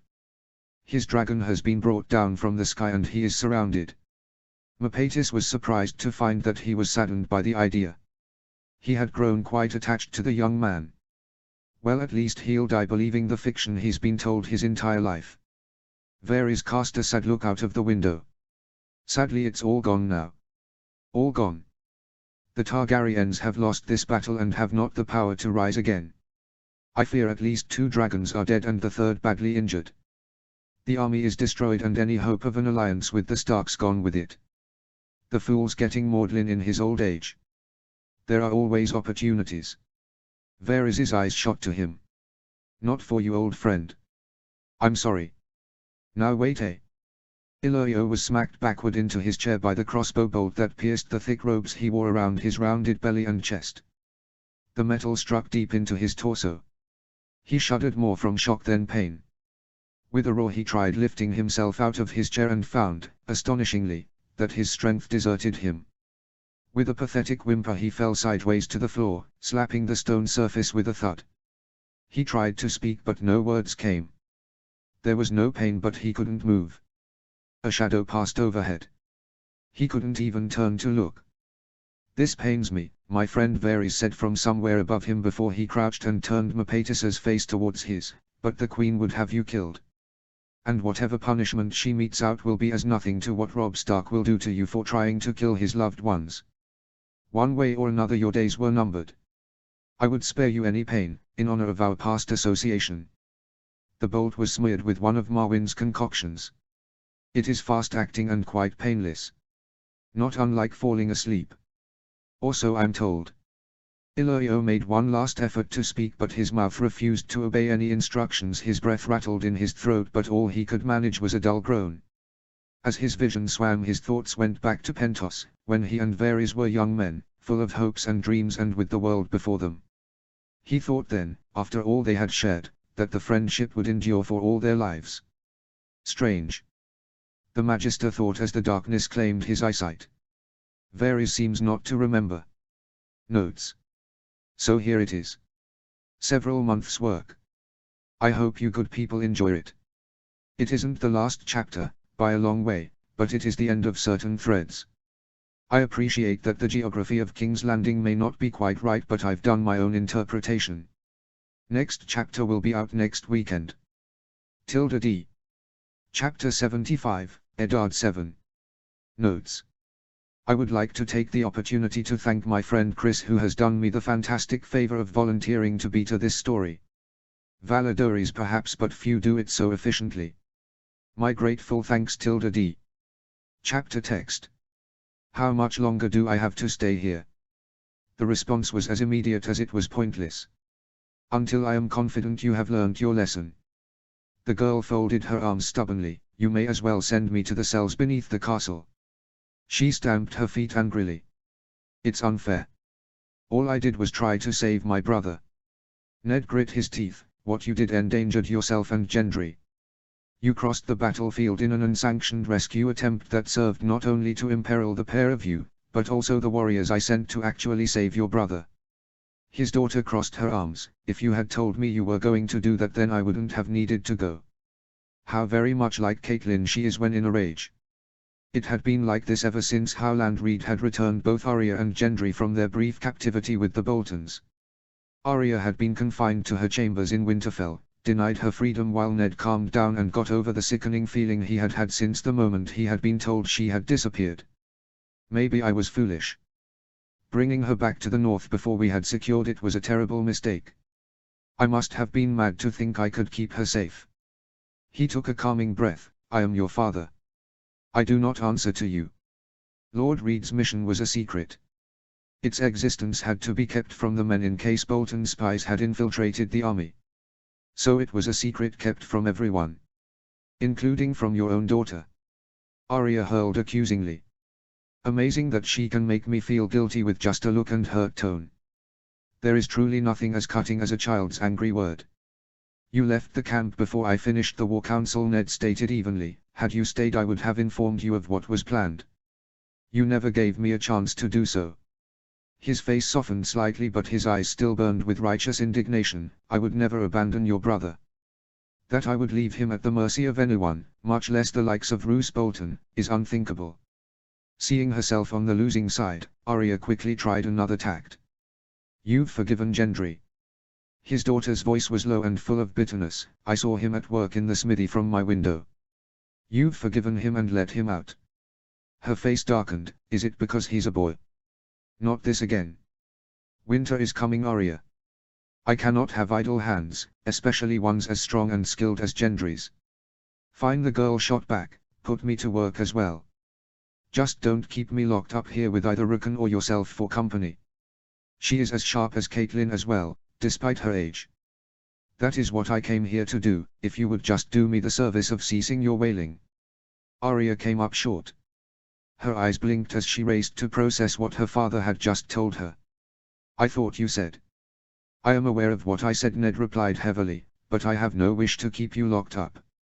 He sat on the edge of her bed. All his attempts to get his daughter to accept the seriousness of her mistake had so far fallen on deaf ears. It was time to try something different. He sighed. "Arya, you must understand. What you did was dangerous." He quickly raised his hand as the girl opened her mouth to loudly object. "I know you have no fear of danger. You'd bravely run into any amount of harm to save those you care for. That is to your credit." He nodded his head decidedly, "But you must also see that such impulsiveness is folly. Had you been right, and I had neglected my duty to Rukun, then you were his last hope and you got yourself captured. There would have been no one to save you." Arya's face showed her conflicting emotions. He was finally getting through to her. Then her face hardened. "I had to do something. He's my brother. She won't fall easily." Ned knew, but he sensed she was at least considering what he was saying. "Then be smarter in the way you do things. Rushing across the battlefield was stupid. Howland Reed and his men didn't go traversing the battlefield in some mad rush to find Rukun in a bid to carry out my orders. Like hunters, they stalked their prey and set an ambush that killed our enemies and retrieved Rukun. He knew his arrow had found its mark." His daughter had an enormous amount of respect for the canny little Cranogman, almost as much as she did for Ciri O'Forl. He sat in silence watching her, thinking through what he had said. "Maybe I was wrong," she admitted grudgingly. "You were," Ned said firmly. "Now, before you are allowed to rejoin the world, I require your solemn oath that you will obey me in matters of war and combat. I am too experienced to know that you'd obey me in other matters." His daughter's face hardened. For a moment Ned thought she might protest, but then the fight went out of her eyes. "I promise, father." "Good." Ned got to his feet and reached for his daughter. They hugged tightly. "Never scare me like that again," he whispered into her unkempt hair. "You hear me?" Arya pulled away and nodded furiously with tears in her eyes. "I promise," she replied fiercely. "Go on," Ned urged, kissing the top of her head. He indicated the door. "Go and find Gendry." Arya rushed from the room, throwing open the heavy wooden door with wild abandon. She paused briefly in the threshold to shoot him a brave smile before she disappeared down the castle steps. He waited a moment, looking about the sparsely decorated room. "Maybe I was too easy on her, but what I am supposed to do, keep her locked in her bedchamber for the rest of her life?" Ned wished, not for the first time, that Catelyn had journeyed with them from the south. She would have known what to do with his errant daughter. He missed his wife more than he could say. If he had known what was in store for him, and the realm, would he ever have left Winterfell when King Robert asked? Ned very much doubted it. He took a deep breath and then made to follow in his daughter's footsteps. The column of knights rode boldly into Winterfell. Their armor and cloaks heavy with frost and snow, their breath misting in the cold as it escaped their mouths. Ned strode from tower to greet the men. He was not surprised by their arrival. The scouts had sent word yesterday evening that a large force was moving southwest towards the castle. A report came almost as quickly that the approaching force was friendly and led by Knights of the Vale. Ned had sent a messenger out to bid the knights welcome to Winterfell and to offer them food and shelter in his halls. He stood on the battlements, on a newly repaired section of stonework courtesy of the hundreds of soldiers and small folk that thronged the walls, watching the host approach through the snow. He was taken with the numbers that made up the host. Ned watched for a moment, until the column was through the streets of the winter town and was almost at the gates of Winterfell itself. Shaking the snowflakes from his wolf's cloak, he quickly descended the stone steps on the inside of the wall and headed to the courtyard, returning nods and salutes from his men as he walked. He arrived just in time for the knights at the head of the column to emerge through Winterfell's main gate and into the courtyard. "Lord Stark." Ned turned his gaze to the lead knight. There, clad in fine armor, was Sir Morton Waynwood, Lady Anya's eldest son and heir to Iron Oaks. The knight looked in good health, if cold. As the knight opened the visor in his helmet, the misted breath escaped in a rush only to gather in a cloud around his head. "Sir Morton," Ned greeted the knight loudly, "it is good to see you well. I was growing concerned about our host in the east." Sir Morton barked a laugh, the sudden movement dislodging some of the snow on his clothes. No need of that, my lord, he assured Ned. Everything has gone according to plan. Lord Harryon has even retaken Carhold. So soon after the dread fort. It was easy, my lord, Morton stated. Once we had. Ned raised a hand. Easy, sir. You've come a long way. Why not get your men out of the cold and allow us to provide food and rest before telling me this tale? Morton straightened in his saddle. He twisted to regard the line of troops behind him. He shook his head ruefully as he observed the ranks of cold, tired men. You're quite right, my lord, we'll get the men settled. How many do you have with you? Ned asked, looking out through the gates of the castle and seeing the column of riders spreading out into the distance. Almost 4,000 men, my lord, the entire Vale force that was sent with Lord Harryon, Morton reported, cavalry and infantry both. Ned nodded thoughtfully. We'll accommodate as many as we can within the castle, but the keep is still in a state of disrepair. I'll send marshals to direct some of your men into empty houses in the winter town and provide them with food and fuel for fires. However, we may need to send men south along the King's Road to Castle Sewin. I am sure Lady Jonelle will do her utmost to host as many as she can. Are you that pressed for room, my lord? Morton asked, glancing all about the grounds of Winterfell. My men will not relish continuing the march south to Sewin's keep. We are indeed short on space, Ned said. We have been joined by many men from across the north.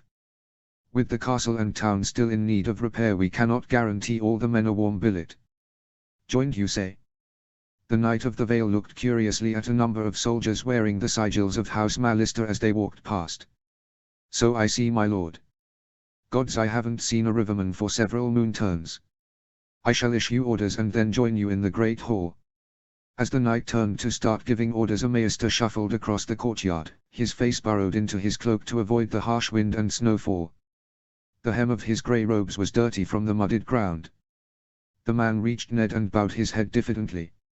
He reached into the folds of his cloak and extracted a scroll. A message from the king, my lord. From Robb? Ned asked as he extended an arm to the other man. He was handed the scroll with due deference. News from the south. At last. You're certain? Ned nodded to the scroll that the muscled youth held in his hands. I know as much as you do. The letter is the only message we have received recently from the south. Apologies, my lord, stupid of me. Harold returned his eyes to the message, rereading the contents of the scroll slowly, mulling over its contents in his head. Ned stayed where he was, adjusting papers on his desk while he waited for his visitor to speak. It is a lot to take in all at once. Abruptly the scroll came down, revealing Harold's face. Gods be good, the boy was no friend to me, but I am grievously sorry he is dead. He did not have a happy life. Especially near the end. The Lord of Winterfell searched Harold's face for sign of a lie but could find no evidence of it. Perhaps he was being sincere. No indeed, to lose your father so young and then be raised by a half-mad mother and father substitute like Littlefinger, it is a wonder he survived as long as he did. Harold nodded in agreement as he set the scroll on Ned's desk. I'm sure his body will be treated with the respect the son of Lord Arryn deserved. No doubt, Ned offered. I would that I could attend the funeral, but I have much to do here. The North is still reeling from the invasion of the Ironborn and the rebellion of Houses Bolton and Dustin. With winter on the way, I cannot leave the North at this time. I'm sure the Vale Lords will understand, Harold agreed distractedly, his thoughts elsewhere. It was a marked contrast to how the youth had been before he had read the letter. Upon notification that Ned desired to speak to him, Hardang had come bounding into the room full of enthusiasm. Now the energy had dissipated. What will you do now? Ned asked quietly. The youth blinked. Do. Ned straightened and looked seriously at the man. With Lord Robert dead, the Arryn line has ended. Harold stared at him for a long moment. Forgive me, my lord, I have been Harry the heir almost as long as I could remember. I had grown accustomed to being told I would inherit one day. Robert was weak and ever sickly. But to hear you say the words to be Lord of the Vale. He paused as his eyes took on a far-off gaze. It is an enormous responsibility. Good lad. Not words of the glory or power, merely the duty involved. It is, Ned agreed, but it is yours and yours alone. My son informs me that Lord Belmore, Lord Hunter and Lady Waynwood have already agreed that, as Robert's heir, you are the rightful heir, and now Lord of the Vale. This has been seconded by Lord Royce and Lord Cobra. He braced himself. Furthermore, Rob himself has acknowledged your claim. It felt odd speaking of his son as a person of power and authority. Still, Ned continued, you are now the Warden of the Vale. The Eyrie is yours. The youth's mouth opened slightly in wonderment. He looked awkwardly at Ned. I find myself at a loss of where to begin. An honest response at least. It is precisely because of that I chose to inform you of Lord Robert's death in private. Ned told him. Many years ago it was John Arryn who gave me the news that my father and brother were dead, that I was Lord of Winterfell and that the Mad King had called on the Vale to turn me over. He told me in private and spoke truly. I felt you deserved the same. I wanted to afford you the courtesy of gathering your thoughts before facing your lords and knights. Harold Hardime nodded thoughtfully. Suddenly he straightened, looking every inch the lord he now was. It is my ardent hope that the king, and my new bannerman, grant me the right to change my name to Harold Arryn. I wish for the name to continue and for the Arryns to continue to rule from their ancestral home. I am not Lord John, but I will do my uttermost to live up to his name and bring honor to his house. Ned was gladdened by his words. He had hoped fervently that his old mentor's name would not die out. He confessed that his first few encounters with the youth had been less than promising. The notion that this stubborn entitled boy could ever inherit the high seat of the Arryns had filled him with unease.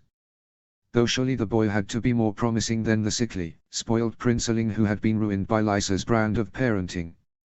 However, in the last few months he had begun to warm to Harold, particularly after witnessing his budding friendship with Gendry and the interaction with his low-born men and his fellow highborn of the Vale. Yes. He should do well. Shall we join the meeting downstairs? Ned was already on the move and reaching for the door handle when the youth's voice stopped him. One moment, my lord, I beg you. Ned returned his eyes to Harold, whose stance and bearing had returned to being awkward and embarrassed. What is it, lad? My lord, I was coming to see you when your maester intercepted me. I have heard word that the east of your lands is secure and that we now have peace. We will receive a full report from Sir Morton in just a few minutes, Ned said pointedly, looking towards the door, but yes, I believe that to be the case. If it is, Harold said slowly, then the campaign is at an end. We have accomplished what we set out to do. Agreed, Ned said carefully. Where is he going with this? If he wishes to be released from his duties here so that he can return home, then why bring it up now? I would have granted such a request in any case. Then my lord, I have something to ask you. Harold shifted his stance until he was spear shaft straight. I wish to formally ask for your daughter's, for the Lady Sansa's, hand. Now it was Ned's turn to stare. There was a moment's awkward silence before Ned finally spoke. You want to marry Sansa? I do, my lord. Harold looked resolute. I grew most attached to your daughter when you were in the Vale. Ned's eyes narrowed. Attached? Harold blanched. Nothing improper, my lord. I just came to love her company, her presence. I see.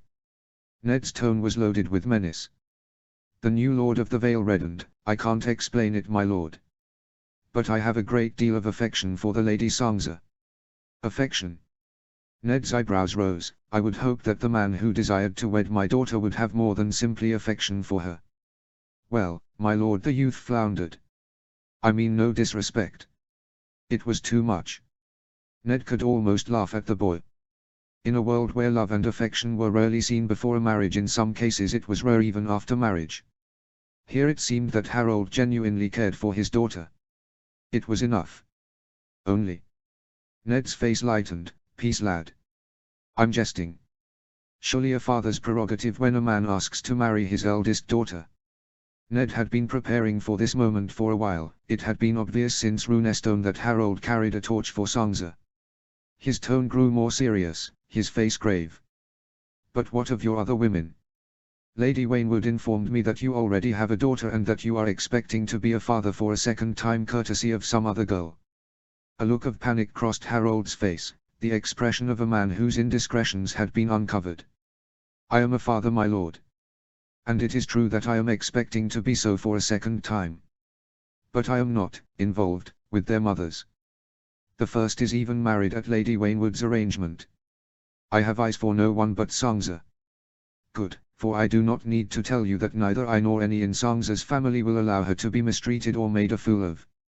No, my lord, Harold assured him, you do not have to tell me that. Ned nodded, and then added thoughtfully, but this issue of illegitimate children troubles me. As it will trouble Sansa's mother, the Lady Catelyn. She will most likely insist that you send your daughter away. Have her stay with her mother and surrogate father and not see her anymore. Ned's face was unreadable, his tone as cold as the wintry north. Harold had become wide-eyed. I cannot do that, my lord. The warden of the North's eyes were mere flints of ice. You think so little of my daughter that you would put your bastard before her. Harold turned a different shade of red, but this was more of anger than embarrassment. Alis is my daughter. Her bastard status be damned. What a radical change of opinion. It wasn't so long ago that this boy was the one tormenting Gendry for being a bastard. You would set your children by some common maids above a lady of Winterfell. The Lord of the Vale bristled. He seemed surprised at Ned's words. It is not the same. I believe I love Sansa. I wish to wed her. However, I will not sacrifice my children for that purpose. I have acknowledged Alis and I will acknowledge my child by Saffron. Saffron. What a curious name. Noble of you, Ned said plainly, but what if your unborn child is a boy? Will that take precedence over any children you have by Sansa? No, my lord, Harold said simply, their rights will always come after any children I have by my lawful wife. Ned considered for a long moment. I am not satisfied. You must promise never to see your children again and have no contact with the mother. That is my condition for Sansa's hand. Harold gulped at the man stood before him. For a moment Ned was convinced he'd crumble.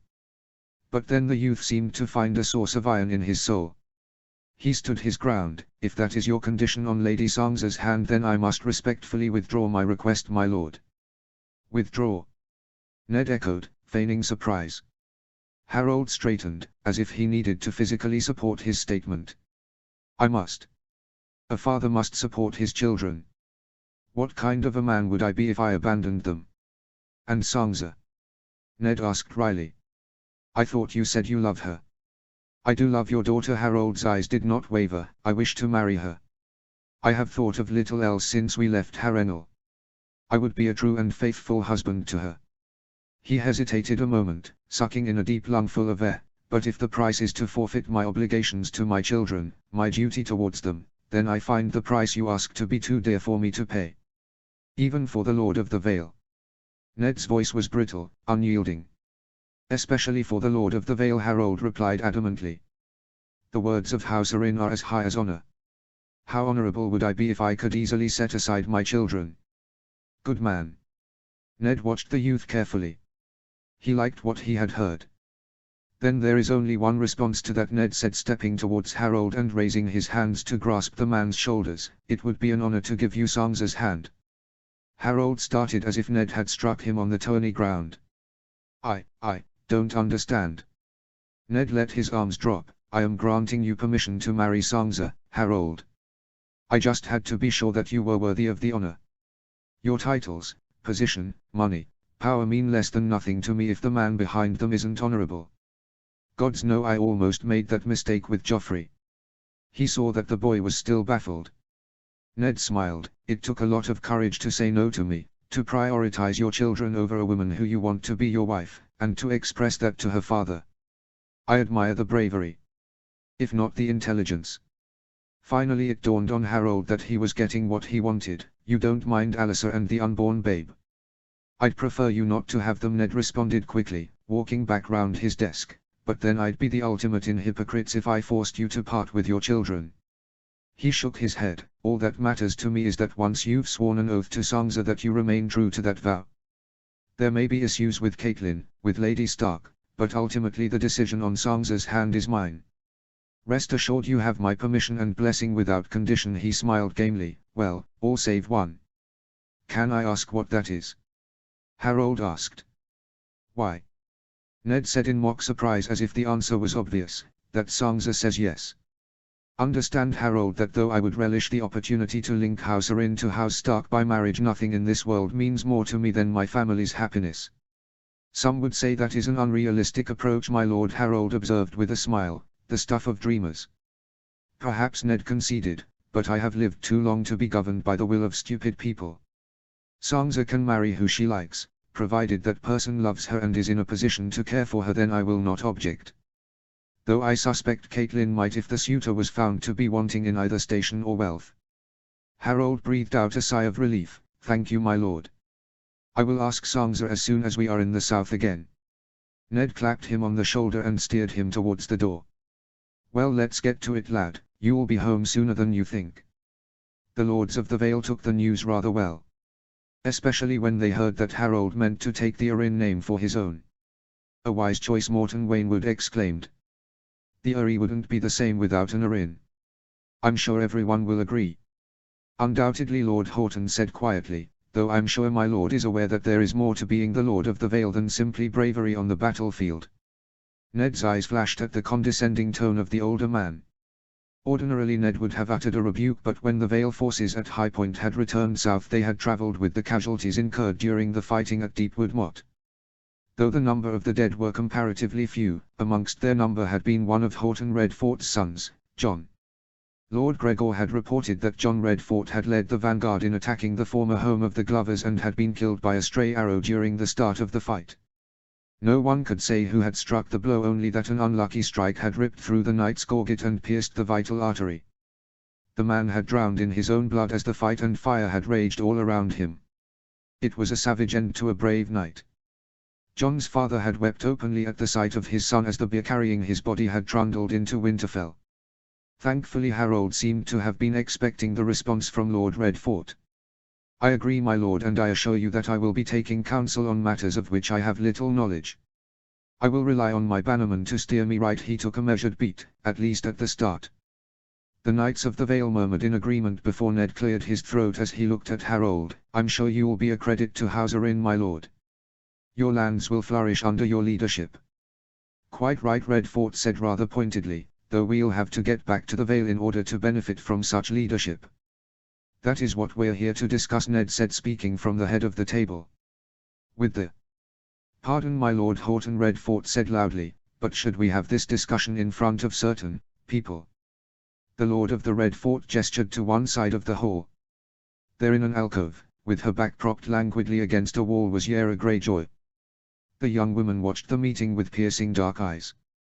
Ned grimaced when he saw her. I have given Yara the freedom of the castle. He looked at her measuredly, though whether she should be present here is entirely another matter. Freedom, my lord. Morton Waynwood spluttered. Surely this is some mistake. The Ironborn are our foes. Ned glowered at Horton Redfort. The man knows full well what I decided in terms of the Ironborn who survived the liberation of Deepwood Motte. He has raised this issue simply to provoke a fight, no doubt in vengeance for the loss of his son. Lord Stark has given me my freedom, Yara Greyjoy stated casually as she came away from the wall and joined the lords at the table. I choose to spend some time here. She looked at Ned questioningly. Unless my lord would prefer me to leave. Ned weighed the matter.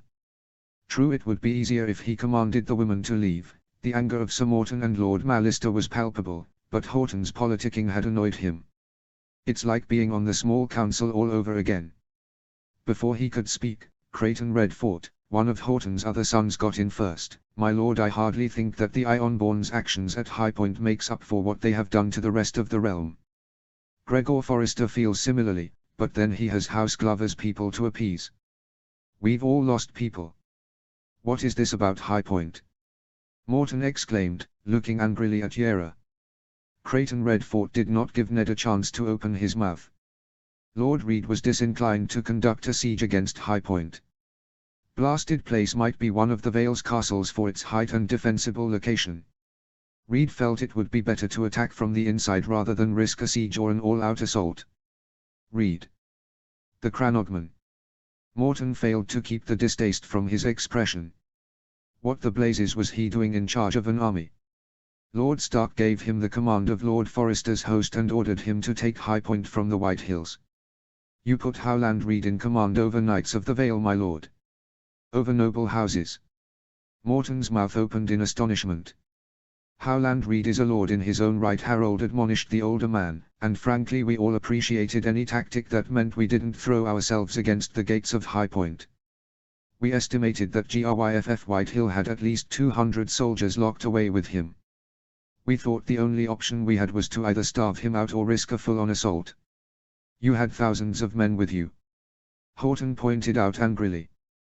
"You'd have overwhelmed the castle within an hour. And we'd have lost hundreds of noble warriors in doing so." Harold shot back, "High Point isn't a large place, but it is a veritable fortress. None of us wanted to assault it." "Cowards," muttered Houghton. "Forgive me, my lord," Harold growled at him menacingly, "I must have misheard. I am certain that one of my new bannermen didn't just call my courage, nor the courage of my men, into question." Houghton Redfort quickly whispered some apologies but then went silent, sulkily looking at the new Lord of the Vale. As it was Sir Morton Jasper Redfort, Houghton's eldest son and heir, reported, a direct assault was unnecessary. Lord Reed sent word to Lord Stark that he had need of the small number of Ironborn captured at Deepwood. He asked Lord Stark to have them escorted to High Point at